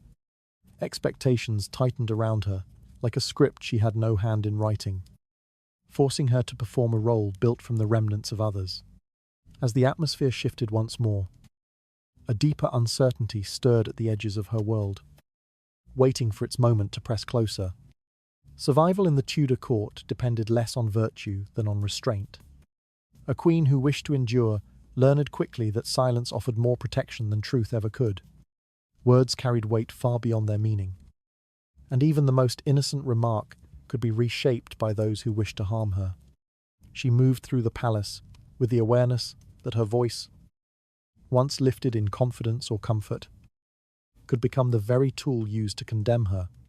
Her days unfolded under the constant surveillance of those who interpreted speech as strategy. Advisors listened for hesitation. Ladies-in-waiting repeated conversations with subtle changes in tone. Servants overheard fragments that could be stitched into accusations.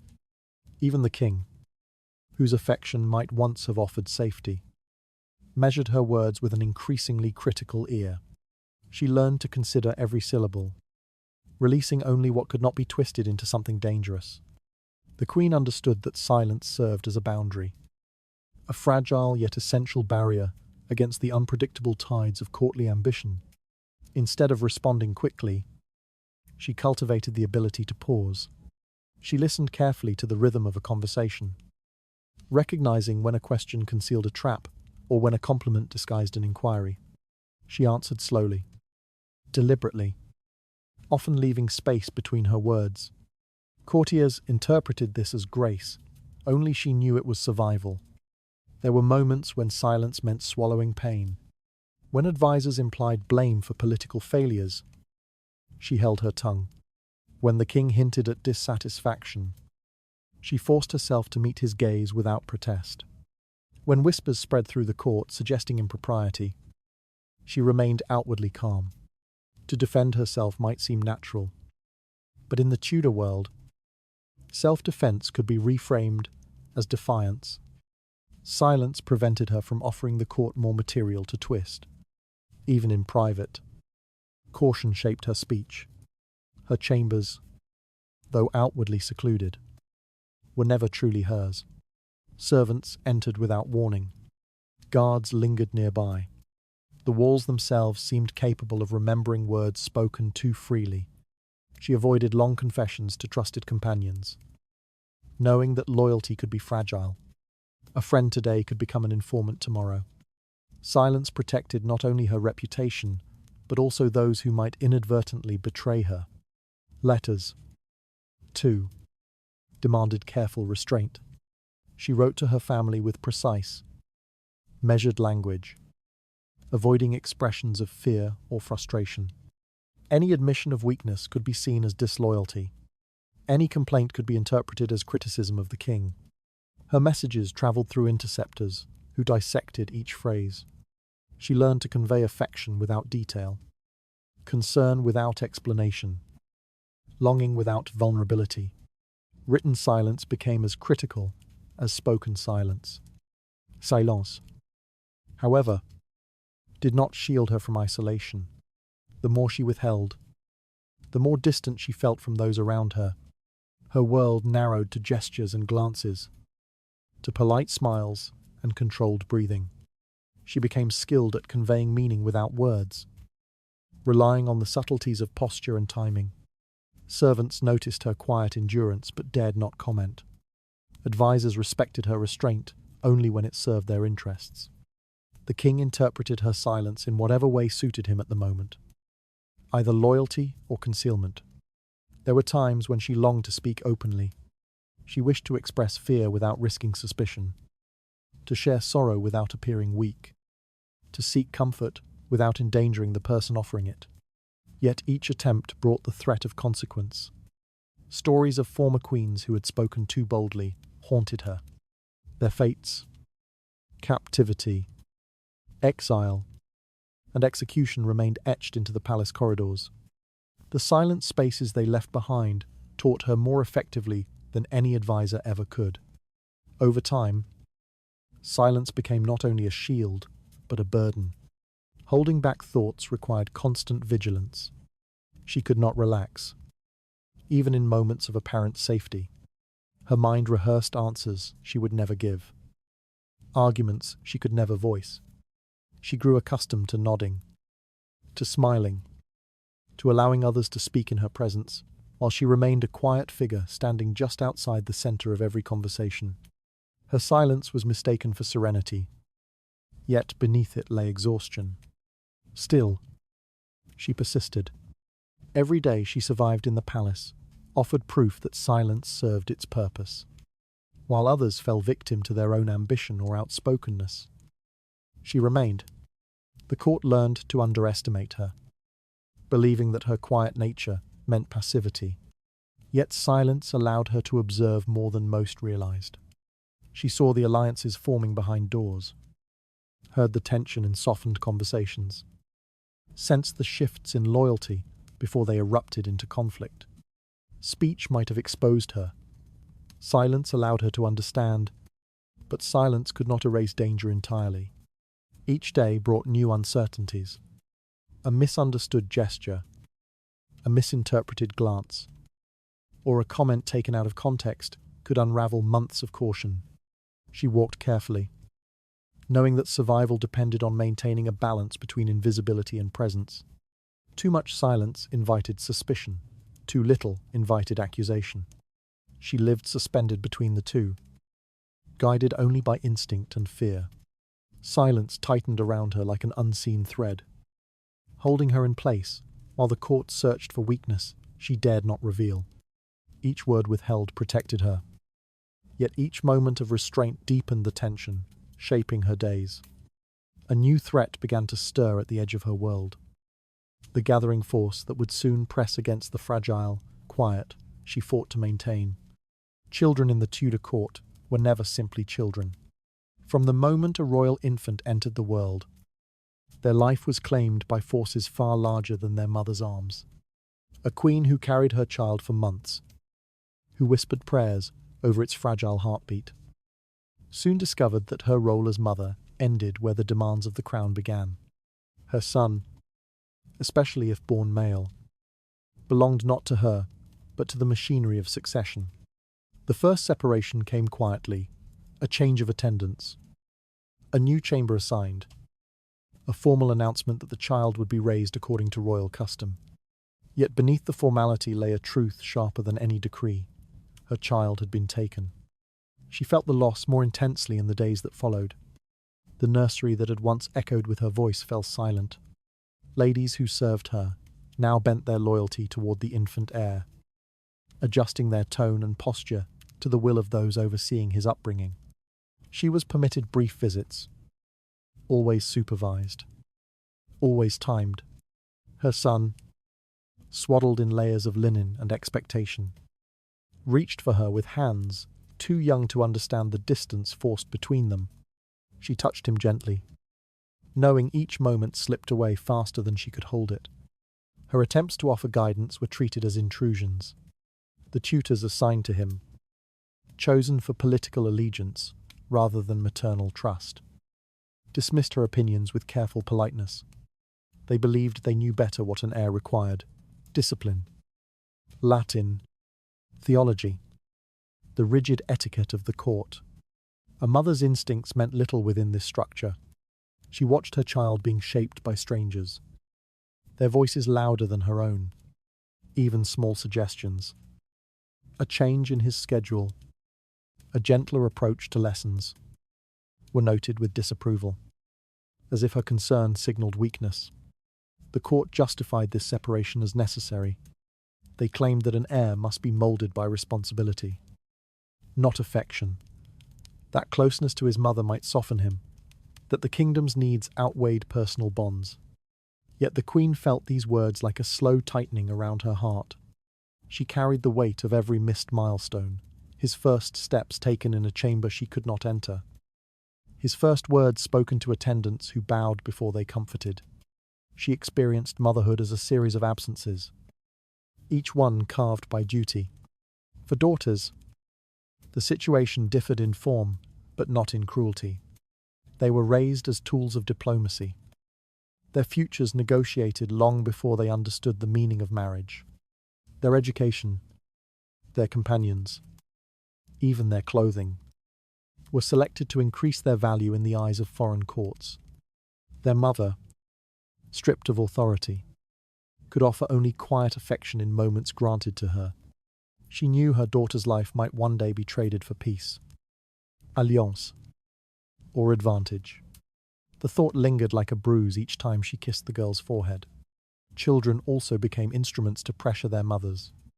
When a queen faced suspicion or fell from favor, contact with her children became the first privilege revoked. Advisors insisted it was for the children's protection, but she recognized the tactic immediately. Grief softened resolve. Distance weakened influence. A mother, already navigating peril, found herself fighting not only for her own survival, but for the scraps of connection she was still allowed. Even a brief glimpse of her child passing in a corridor could sustain her for days, though it underscored the cruelty shaping her reality. Some queens were told their children spoke highly of them, yet knew these reassurances were carefully curated. Others learned too late that false stories had been fed to the young heirs. Tales of disobedience, instability, or betrayal, designed to sever the bond further. The queen's silence, once a necessity for survival, became the very thing used to redefine her in her children's eyes. She endured this quietly, though the pain settled deep within her. Over time, she noticed subtle changes in her child's face, a stiff posture learned from tutors, a cautious glance, a formality unbecoming of youth. Her presence felt like a disruption rather than comfort. Where a child might once have run toward her, now they offered a gesture more rehearsed than heartfelt. The palace had shaped them into symbols, stripping away the warmth she had once known. She grieved not only the separation but the transformation she was forced to witness. Political tensions made these separations even more brutal. During moments of marital conflict, her children's proximity or distance became a message sent by the king. If he withheld them, it signaled disfavor. If he allowed a visit, it suggested temporary stability. Her motherhood became a barometer of marital power, each shift reminding her how little control she possessed. She learned to greet her children with composure, even as fear churned beneath her calm exterior. In the darkest circumstances, children were used to justify the removal of their own mothers. Claims that a queen threatened the heir's safety or moral upbringing became grounds for isolation or annulment. Political ambition disguised itself as paternal duty, and the queen watched helplessly as decisions made in her child's name were wielded to erase her from their life entirely. Her role as mother fractured under the weight of duty, leaving her to grasp at moments that slipped through her fingers faster than she could hold them. Each separation carved deeper into her, reshaping her life around emptiness she could not speak aloud. Beyond this growing ache, a new vulnerability began to rise, prepared to reveal how quickly family could be turned into a weapon. The Tudor world wrapped its power in scripture and law, binding women with words they did not write and judgments they could not escape. A queen learned early that the institutions meant to guide the kingdom, church, and law were built to restrain her more than to protect her. Every vow she spoke, every duty she performed, existed within structures shaped entirely by men. When conflict arose within her marriage, she discovered how swiftly these structures shifted from guardians of morality to instruments of control. Divorce, for example, was considered a sin severe enough to condemn an ordinary woman for life. Yet when the king sought release from his vows, theologians suddenly unearthed obscure passages, councils assembled, and precedents were invented to justify his desires. What was unforgivable for her became permissible for him. Scripture bent beneath the weight of his will, reshaped to absolve him while condemning her. She watched the contradiction unfold with a quiet dread, realizing that holiness itself could be rewritten to serve the crown. Her attempts to assert herself carried spiritual consequences she did not choose. If she expressed discomfort, she risked being labeled irreverent. If she resisted humiliation, advisors claimed she challenged divine order. Merely questioning her treatment could be interpreted as questioning God. The church framed obedience as virtue, silence as grace, and endurance as a sign of piety. A queen's suffering became something she was expected to carry with humility. Anything less was considered rebellion. The law reinforced these expectations with equal force. Statutes were crafted by men who seldom imagined the possibility of a woman's perspective. A queen's property did not belong to her. Her words could be dismissed as emotional. Her rights shifted depending on the king's mood. If she sought protection, she discovered the law did not exist for her benefit. If she sought justice, she learned justice recognized only the authority of the husband. Legal arguments used to defend the king became weapons aimed at her. Public opinion followed the same patterns. Sermons emphasized obedience, urging women to model themselves after figures of scripture. Quiet, compliant, and unquestioning. A queen who appeared too confident risked being compared to biblical temptresses. A queen who defended herself risked being cast as a threat to divine order. The church's language, repeated often enough, became a script used to judge her every decision. Even her virtues could be turned against her if they challenged male authority. When marriage disputes emerged, the church's influence sharpened. Advisors quoted verses suggesting wives must submit. Judges invoked interpretations favoring the husband, and priests warned against the dangers of a woman's pride. The queen endured councils in which men debated her character as though she were an abstract concept rather than a living person. They spoke of her duty, her obedience, her moral obligations. They rarely spoke of her suffering. Should she disagree with the king, the consequences would deepen. Her resistance, however measured, could be framed as defiance. The church used language like disobedience or rebellion, terms that blurred the line between marital tension and treason. A queen accused of challenging her husband risked being seen as challenging God himself. The weight of such accusations placed her on the edge of danger long before charges were made formal. She recognized the double standards, even as she was forced to abide by them. The king's misdeeds could be forgiven through confession or justified as necessary for governance. Her smallest misstep, however, risked condemnation. If she demonstrated intelligence, she might be said to threaten male authority. If she demonstrated humility, they might call it weakness. The church offered no language that allowed her humanity. It offered only roles she was required to fill. Women outside the palace faced similar constraints.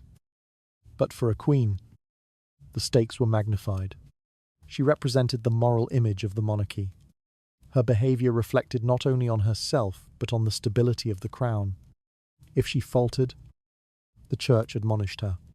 If she resisted, the law restrained her. If she suffered, she did so in silence. The world expected her to embody piety without questioning the structures that demanded her sacrifice. There were moments when she considered appealing directly to the church for protection. Yet each attempt resulted in further entanglement. Clerics offered sympathy but emphasized duty. They reminded her of vows she could not escape, commandments she must honor, and virtues she must exemplify. Their compassion carried the weight of obligation, urging her to endure rather than to seek change. She realized then that the church's kindness was not designed to comfort her, but to maintain order. The law offered even less refuge. Legal proceedings involving queens were conducted by men loyal to the throne, men whose careers depended on supporting the king's narrative. They interpreted statutes in ways that diminished her authority. Evidence could be dismissed if it favored her. Accusations could be accepted without proof if they aligned with political needs. She stood before judges who had already accepted the conclusion before arguments were made. Her suffering persisted, not because she lacked strength, but because the world around her lacked pathways for her voice. She did not fear scripture. She feared how it could be used. She did not fear the law. She feared how easily it could be reshaped. In the hands of those seeking power, both became tools that traced the boundaries of her existence. Each decree and sermon tightened the limits placed upon her, blending faith and rule into a force she could neither confront nor escape. Assumptions carved into law and doctrine pressed steadily against her, eroding the space where her own will might have survived. Toward the edge of this tightening constraint, another danger began to stir, ready to reveal what happened when authority rewrote truth entirely. The most devastating shift in a queen's life often arrived without warning, delivered not by a council or court but by the king himself. In the Tudor world, her title existed only as long as he allowed it. Parliament did not need to gather. Judges did not need to deliberate. A decree spoken with calm authority could erase her position as easily as dismissing a servant. One morning, she might wake as queen, attended by ladies and guarded by ceremony.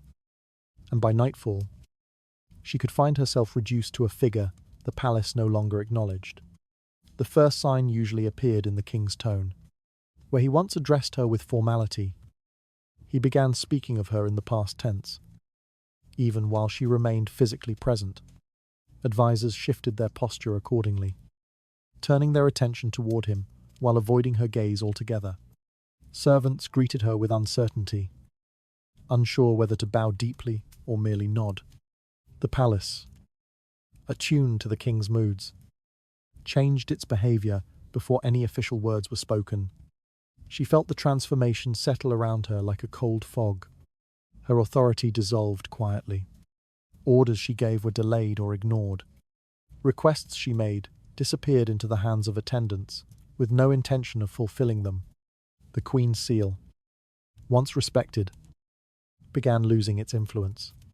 Those who had relied on her patronage stepped back, anxious not to align themselves with someone whose fall seemed imminent.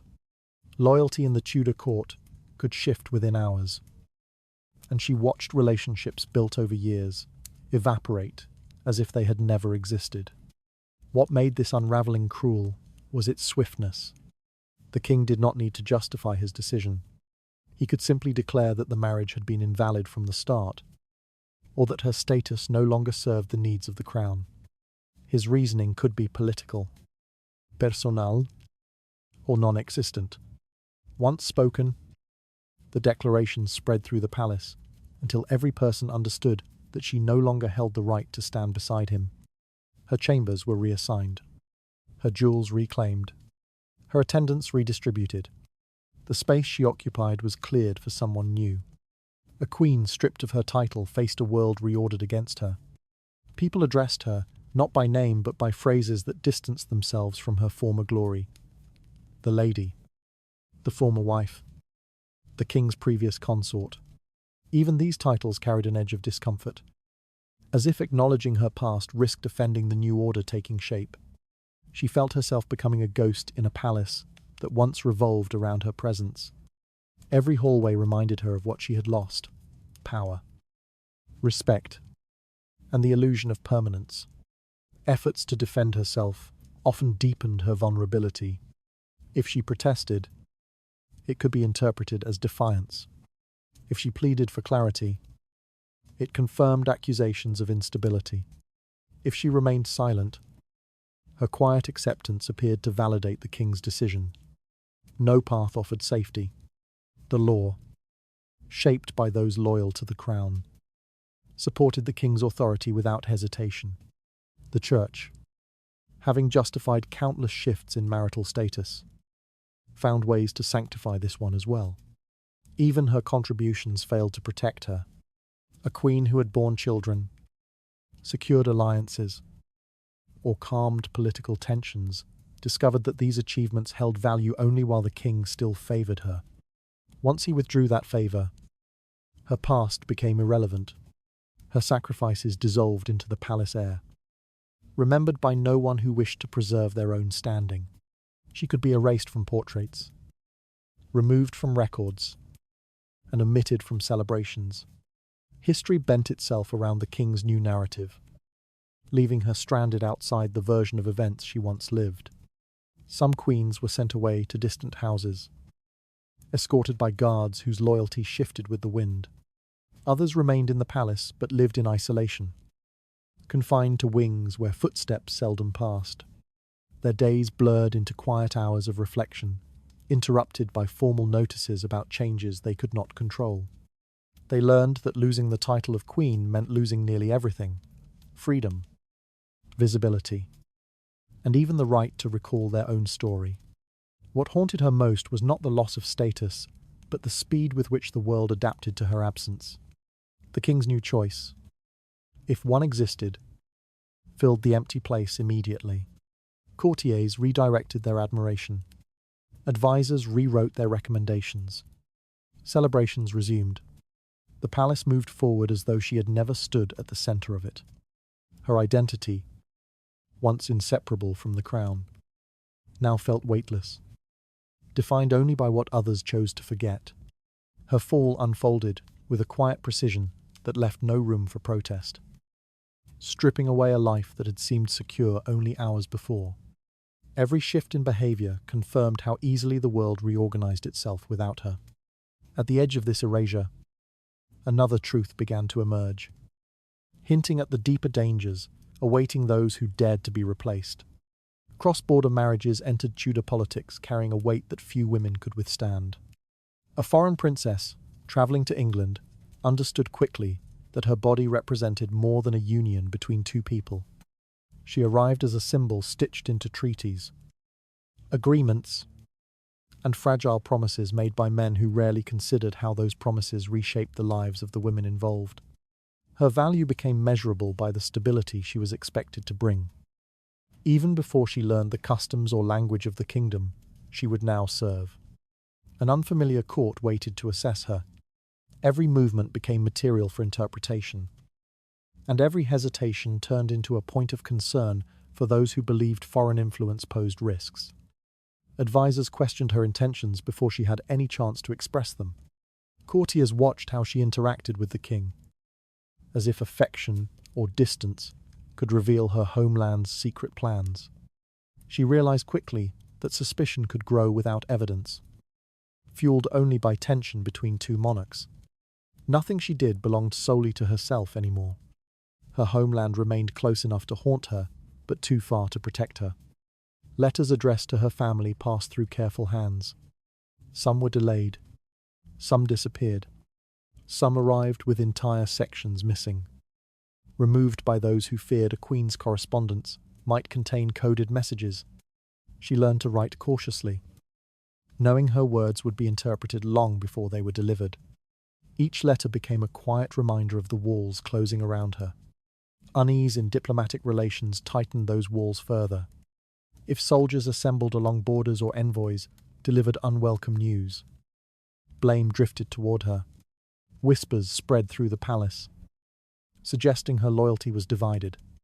When the king withdrew emotionally during tense negotiations, she felt the consequences immediately. His distance signaled to the court that she no longer stood in a secure position. Favour in Tudor politics shifted quickly, and queens without favour stood on unstable ground. Daily life narrowed for her. Servants assigned to her chambers spoke politely yet distantly, careful not to appear aligned with a woman who might lose status. Some avoided conversation beyond necessity. Others carried messages that revealed more about the court's mood than their words intended. She accepted that her presence made people wary. In a palace ruled by rumour, anyone associated with a foreign queen risked being seen as an extension of her homeland.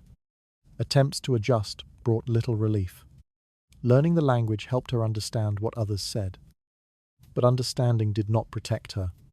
Participating in court rituals made her visible, yet visibility exposed her to deeper scrutiny. Even moments of calm held a sense of performance, as though she walked through a world where misinterpretation waited behind every gesture. Nothing about her life felt steady. Over time, admiration turned into doubt. A festival celebrating an alliance could fill the palace halls with music, while only weeks later, the same alliance appeared fragile, and her presence became a quiet source of anxiety. She noticed how conversations stopped when she entered a room. She noticed the downward glances of diplomats who once greeted her warmly. She noticed council members studying her expressions, searching for signs of agreement or disapproval. Her body became a map of assumptions, none of which reflected her intentions. Some foreign queens entered stages of political danger without understanding the moment it began. Restrictions arrived gradually. First, fewer invitations to council events. Then, shorter audiences with the king. Then changes in her household staff. Eventually, movement outside her chambers required permission. Officials claimed these measures protected her. Yet she understood exactly what was being protected: the crown, not the woman wearing it. Isolation settled slowly. Rooms that once felt ceremonial became burdensome. Hours passed without conversation. Days passed without clear explanations. Even the king's visits grew infrequent, shaped by diplomatic urgency rather than personal connection. She existed in a quiet space between two kingdoms, belonging fully to neither. When alliances weakened, consequences reached her before reaching the armies. A queen linked to a foreign power represented risk, not stability. She could be quietly displaced, relocated, or declared unfit for her position. Some foreign queens lost prestige. Others lost their freedom. A few lost their lives on soil that never became home. What remained constant was the silence around their suffering. Courts wrote carefully curated records that focused on politics, not the women caught between them. Those records shaped public memory, turning their experiences into brief notes rather than lived realities. Yet their stories persisted quietly, echoes of marriages arranged for peace that often delivered conflict instead. Her life contracted until every day revolved around the uncertainty of two kingdoms pulling at her identity. Diplomatic tension dictated the limits of her safety, reshaping her place in a court that no longer saw her as belonging. Near the shifting boundary of that political tide, a colder outcome began to form, waiting for the moment her origins outweighed her crown. Royal marriages in Tudor England often turned gentle gestures into instruments of scrutiny, and a kiss carried more weight than affection alone. Court observers treated such moments not as evidence of intimacy, but as indicators of shifting alliances. A kiss exchanged in public could secure confidence among supporters or unsettle those who feared the Queen's growing influence. The meaning never stayed still. It bent to whatever interpretation served the strongest faction. Queens learned early that closeness offered no shelter, because affection could be rewritten into strategy without warning. When a king leaned toward his wife, advisors took note. A brief touch, held a little longer than usual, signaled approval.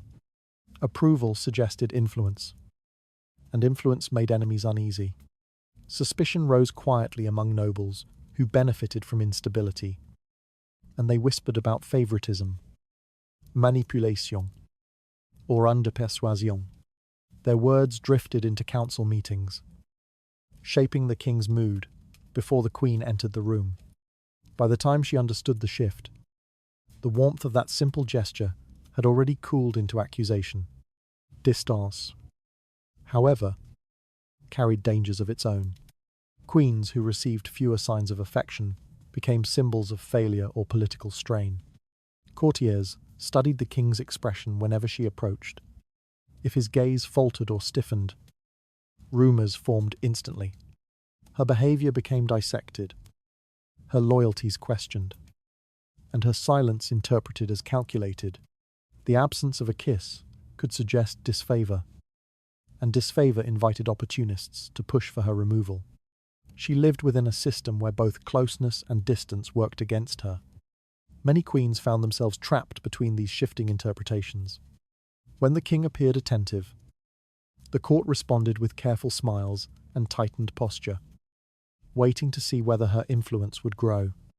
When he appeared withdrawn, they adjusted just as quickly, ready to align with the next favoured figure. Queens observed this behaviour with growing caution, understanding how fragile their position became when love and politics intertwined. Affection offered no safety. It simply changed the shape of the danger. Some kisses were deliberately staged. Public displays reassured foreign ambassadors or signalled unity during negotiations. The king might take her hand or draw her close to demonstrate stability. Even when tension simmered beneath the surface, queens learned to remain composed, knowing observers would record every gesture in letters sent across borders. These staged moments shaped perceptions far beyond the palace walls, altering the diplomatic climate without her consent. Other kisses occurred in private, yet carried public consequences. Intimacy behind closed doors might be interpreted as an attempt to influence the king's judgment.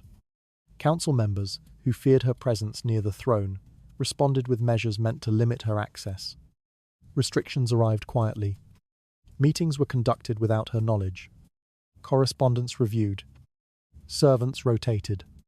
She discovered that tenderness experienced at night could transform into tighter surveillance by morning. The boundary between affection and threat blurred until she no longer recognized it. A kiss could also become a weapon in political narratives. Enemies of the Queen documented her moments of closeness, twisted them into warnings about secret ambitions, and circulated them across the court. They claimed her influence clouded the king's decisions or upset the balance of power. These accusations often formed the first step toward deeper investigations, whether justified or not. Once suspicion solidified, even the king grew hesitant, unsure whether his own displays of affection had been unwise. Conversely, a kiss withheld could trigger anxiety among foreign allies. If ambassadors noticed tension between the royal couple, they questioned the kingdom's stability. Alliances relied on marriages, and marriages relied on the illusion of unity. A queen who failed to maintain that illusion, even through no fault of her own. Risked diplomatic consequences. Nations watched closely, measuring how much authority she held by observing gestures that lasted only seconds. Her marriage became a public performance staged for international audiences. The danger intensified when the Queen's own family became entangled in these interpretations. If a kiss suggested she wielded too much influence, her relatives faced suspicion or isolation. If the king withheld affection, they feared losing the protection her marriage was meant to secure. Their letters urged her to remain cautious. But caution offered no certainty. Her position changed with every shift in the king's behavior, leaving her vulnerable regardless of her intentions. Queens who navigated these risks learned to steady their reactions. They held themselves with measured calm, never appearing overly pleased when affection was shown or overly troubled when it disappeared. Outward composure became their last defense against a court eager to conclude subtle changes. Still, the strain accumulated quietly, pressing against their sleep, their appetite, and their sense of self. Living under constant evaluation reshaped their understanding of intimacy until tenderness lost all comfort. Behind the grandeur of royal life, affection and danger existed side by side. A kiss could raise her status or push her toward ruin. A smile from the king could mend alliances or spark new hostilities. Moments that appeared warm on the surface often concealed layers of consequence. Queen survived, not by trusting these gestures, but by learning how unpredictable they were. In Tudor England, marriage did not shelter women. It exposed every part of their lives to judgment. Her fate shifted whenever attention focused on the king's smallest gesture toward her. Court reactions magnified each sign of closeness or distance until affection no longer resembled safety. Somewhere within that delicate balance, a single moment of tenderness carried the weight of judgment that could redefine her future. Emotional inheritance in Tudor royal families did not fade with the passing of a single reign. It accumulated quietly, carried by children who learned early that affection could shift without warning, and that loyalty often served political ends rather than personal bonds. Growing up in a world shaped by suspicion, these children absorbed the tension around them long before they understood its cause. Their earliest memories formed inside corridors where whispers travelled faster than comfort, and where the warmth of family moments rarely lasted long enough to feel secure. In royal nurseries, caregivers monitored every expression. A child's attachment to one parent or another could become material for commentary in court discussions. If a prince leaned toward his mother during ceremonies, courtiers speculated about her influence. If he appeared closer to the king, advisors adjusted their expectations for succession politics. Children, unaware of the interpretations surrounding them, felt the unpredictability of adult behavior without understanding its purpose. Their emotional development unfolded within a climate shaped by power, not stability. Mothers, constrained by surveillance and political demands, struggled to offer consistent reassurance. Many queens lived under restrictions that limited their time with their own children. Changes in household staff, sudden relocations, and shifts in court favor created unstable environments.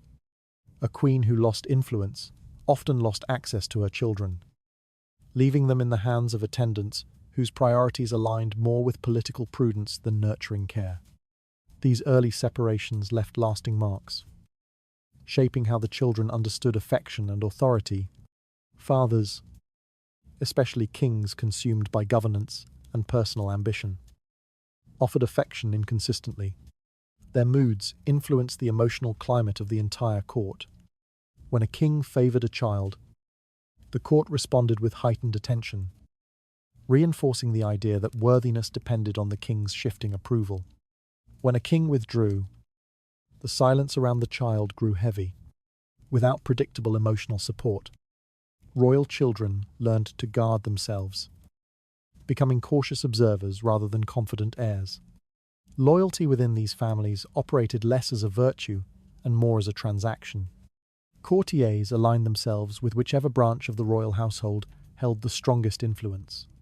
Children witnessed attendants change allegiance with ease, switching sides as political fortunes rose or fell. This inconsistency taught them that devotion could be purchased or withdrawn, and that trust required a level of vulnerability they could not afford. Their understanding of relationships became shaped by calculated restraint. Siblings grew up in an atmosphere that encouraged quiet competition. Birth order, legitimacy, and political expectations pushed them into roles long before they understood those roles. Some were raised as potential heirs, others as bargaining pieces for future alliances. Affection among siblings existed, but rarely escaped the constraints of political consequence. Rivalries formed subtly, shaped more by the expectations imposed on them than by personal conflict. Even in their youth, they sensed the weight of comparison. Women experienced this emotional inheritance with particular sharpness.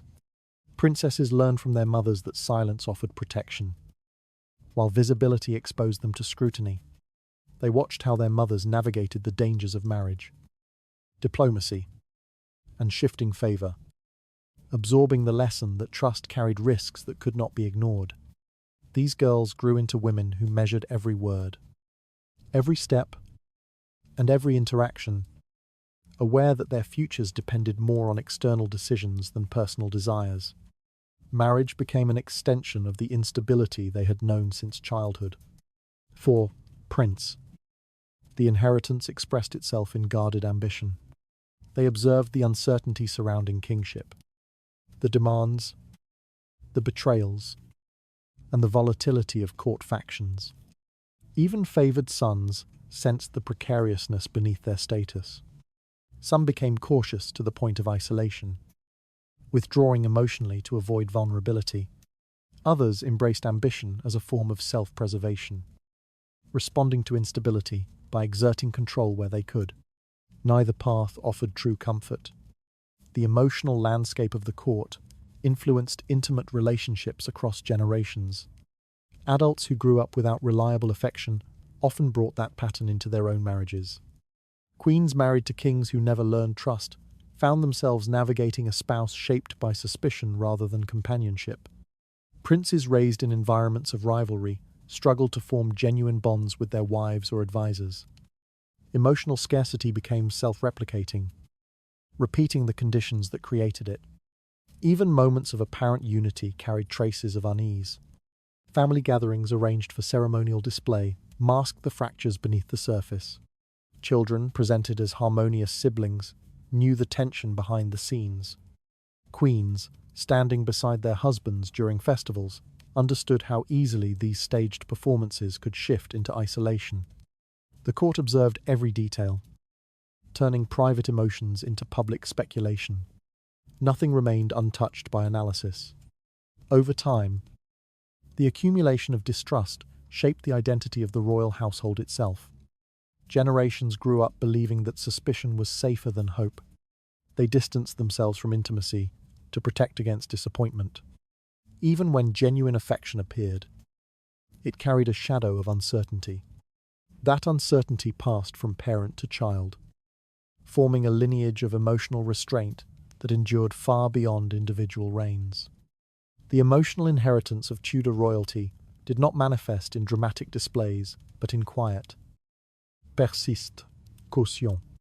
Children learned not to lean too heavily on affection. Women learned not to rely on promises. Men learned to guard their intentions. Court life continued with ceremony and pageantry. Yet beneath the surface lay a legacy built on wariness. What began as survival for one generation became instinct for the next. This world taught its children to guard their hearts long before they understood why.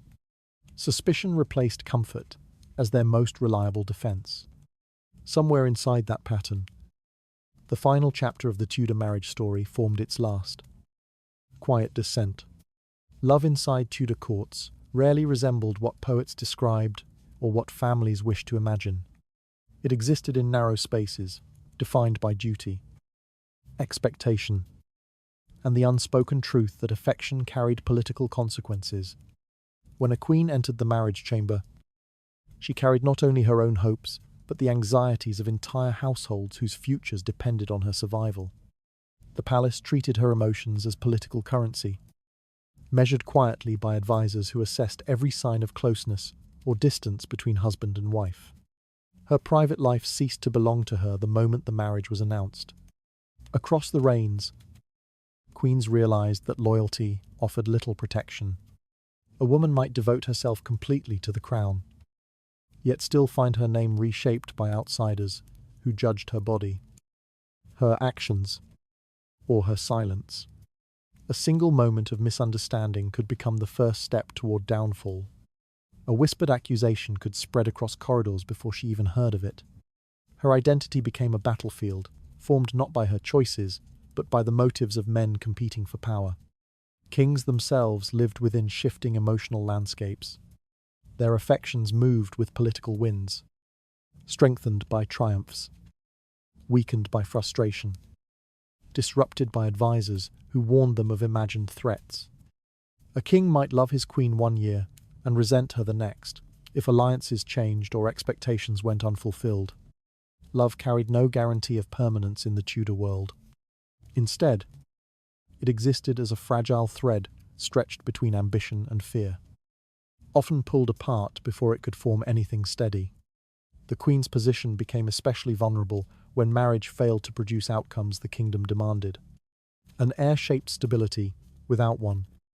Love lost its value. Even queens who tried earnestly to fulfill their roles faced scrutiny harsher than the public could see. Their bodies became symbols of hope or disappointment. Each pregnancy carried the weight of entire political futures. Each loss reshaped the atmosphere of the court. Their sorrow remained hidden behind calm expressions demanded by ritual and expectation. Many queens felt the isolation deepen as the court shifted around them. Advisors who once approached with respect turned distant. Servants whispered cautiously to avoid appearing too closely aligned. Family members feared being drawn into a scandal through association. The queen learned to read the quiet details of behavior, the hesitation of a bow, the absence of familiar faces, the tone of certain reports, to understand how her standing had changed. Silence became a more accurate measurement than spoken words. Some queens attempted to protect themselves by withdrawing into routine. They attended ceremonies with measured grace, maintained their households with precision, and offered gestures of dignity even when their positions weakened. Yet routine could not prevent the expansion of political schemes around them. As tensions rose between factions, queens often became central figures in narratives crafted by the powerful. These narratives rarely reflected truth. They reflected opportunity. Falling out of favor happened gradually for some, abruptly for others. A queen might notice fewer invitations to official events. She might realize that the king's visits became shorter. She might sense that her words carried less weight in private discussions. These early signs, subtle yet undeniable, formed the first layer of danger. Once opposition gathered strength, her downfall quickened. She had little power to resist accusations, even when unfounded. The court understood that removing a queen required justification, but justification in Tudor politics seldom required evidence. Love did not protect women from these dangers. In some cases, affection made them even more vulnerable. A king's early devotion intensified scrutiny, as rivals feared the queen's potential influence. When affection cooled, observers interpreted every shift as a sign of deeper conflict. Queens who trusted too deeply found themselves exposed to disappointments sharpened by public visibility. The court measured their suffering as a political consequence rather than human pain. For the children of these unions, the emotional residue remained. They watched how marriages shaped or destroyed their mothers. They witnessed the instability that accompanied favor and disfavor. Trust became a rare resource, shaped by experiences rather than teachings. Many grew up learning that love demanded caution rather than comfort. They entered adulthood carrying memories of whispered rumors, sudden separations, and the tension that filled the palace whenever the royal marriage faltered. Generations later, The pattern persisted. The Tudor legacy of emotional restraint and political calculation influenced how future monarchs approached intimacy and partnership. Even when outward forms of affection appeared stable, the underlying mistrust cultivated by centuries of palace maneuvering remained present. Servants, advisors, and ambassadors continued to read gestures as signals. Royal marriages, regardless of era, carried echoes of the dangers forged in Tudor times. Looking back, the emotional cost of these marriages becomes clearer. The queens who suffered in silence, the kings who feared betrayal, the children who carried forward inherited distrust. All lived within structures shaped by ambition rather than connection. The palace demanded sacrifice, but rarely acknowledged the depth of what it took. Behind the ornate halls and ceremonial displays, loneliness and apprehension settled like dust in the corners of private chambers. Love became dangerous because it made individuals visible. Visibility invited interpretation. Interpretation invited manipulation. Once love entered the political sphere, its meaning changed. A kiss could strengthen or break an alliance. A quiet moment between spouses could spark rumors. A disagreement could grow into evidence of disloyalty. Every emotional gesture carried the weight of national consequence. Tudor queens, who dared to love, sincerely discovered how costly that sincerity became. Their affection could be turned against them, rewritten into ambition or treachery. Their vulnerability could be used as evidence of weakness. Their devotion could be dismissed when political needs shifted. In the harshest cases, the price for genuine love was paid with imprisonment, disgrace, or death. The court valued stability, not emotion, and punished those who forgot this reality. In the end, royal marriages in Tudor England stood not as symbols of unity, but as reminders of how fragile human connection became when bound to power. The queens who survived did so by guarding their emotions carefully, by calculating every gesture, and by understanding that love offered little protection. The queens who did not survive left behind stories shaped by fear, ambition, and the dangerous intertwining of affection and authority. And when history looks back at them now, it reveals a truth that remains unsettling in a world defined by crowns and kingdoms. The sharpest threat did not always come from armies or rivals. Sometimes it came from the quietest place of all, the heart. May your evening be calm, and may your rest be free from the echoes of these old struggles. Sleep well, and let the weight of this story settle gently as the night closes around you.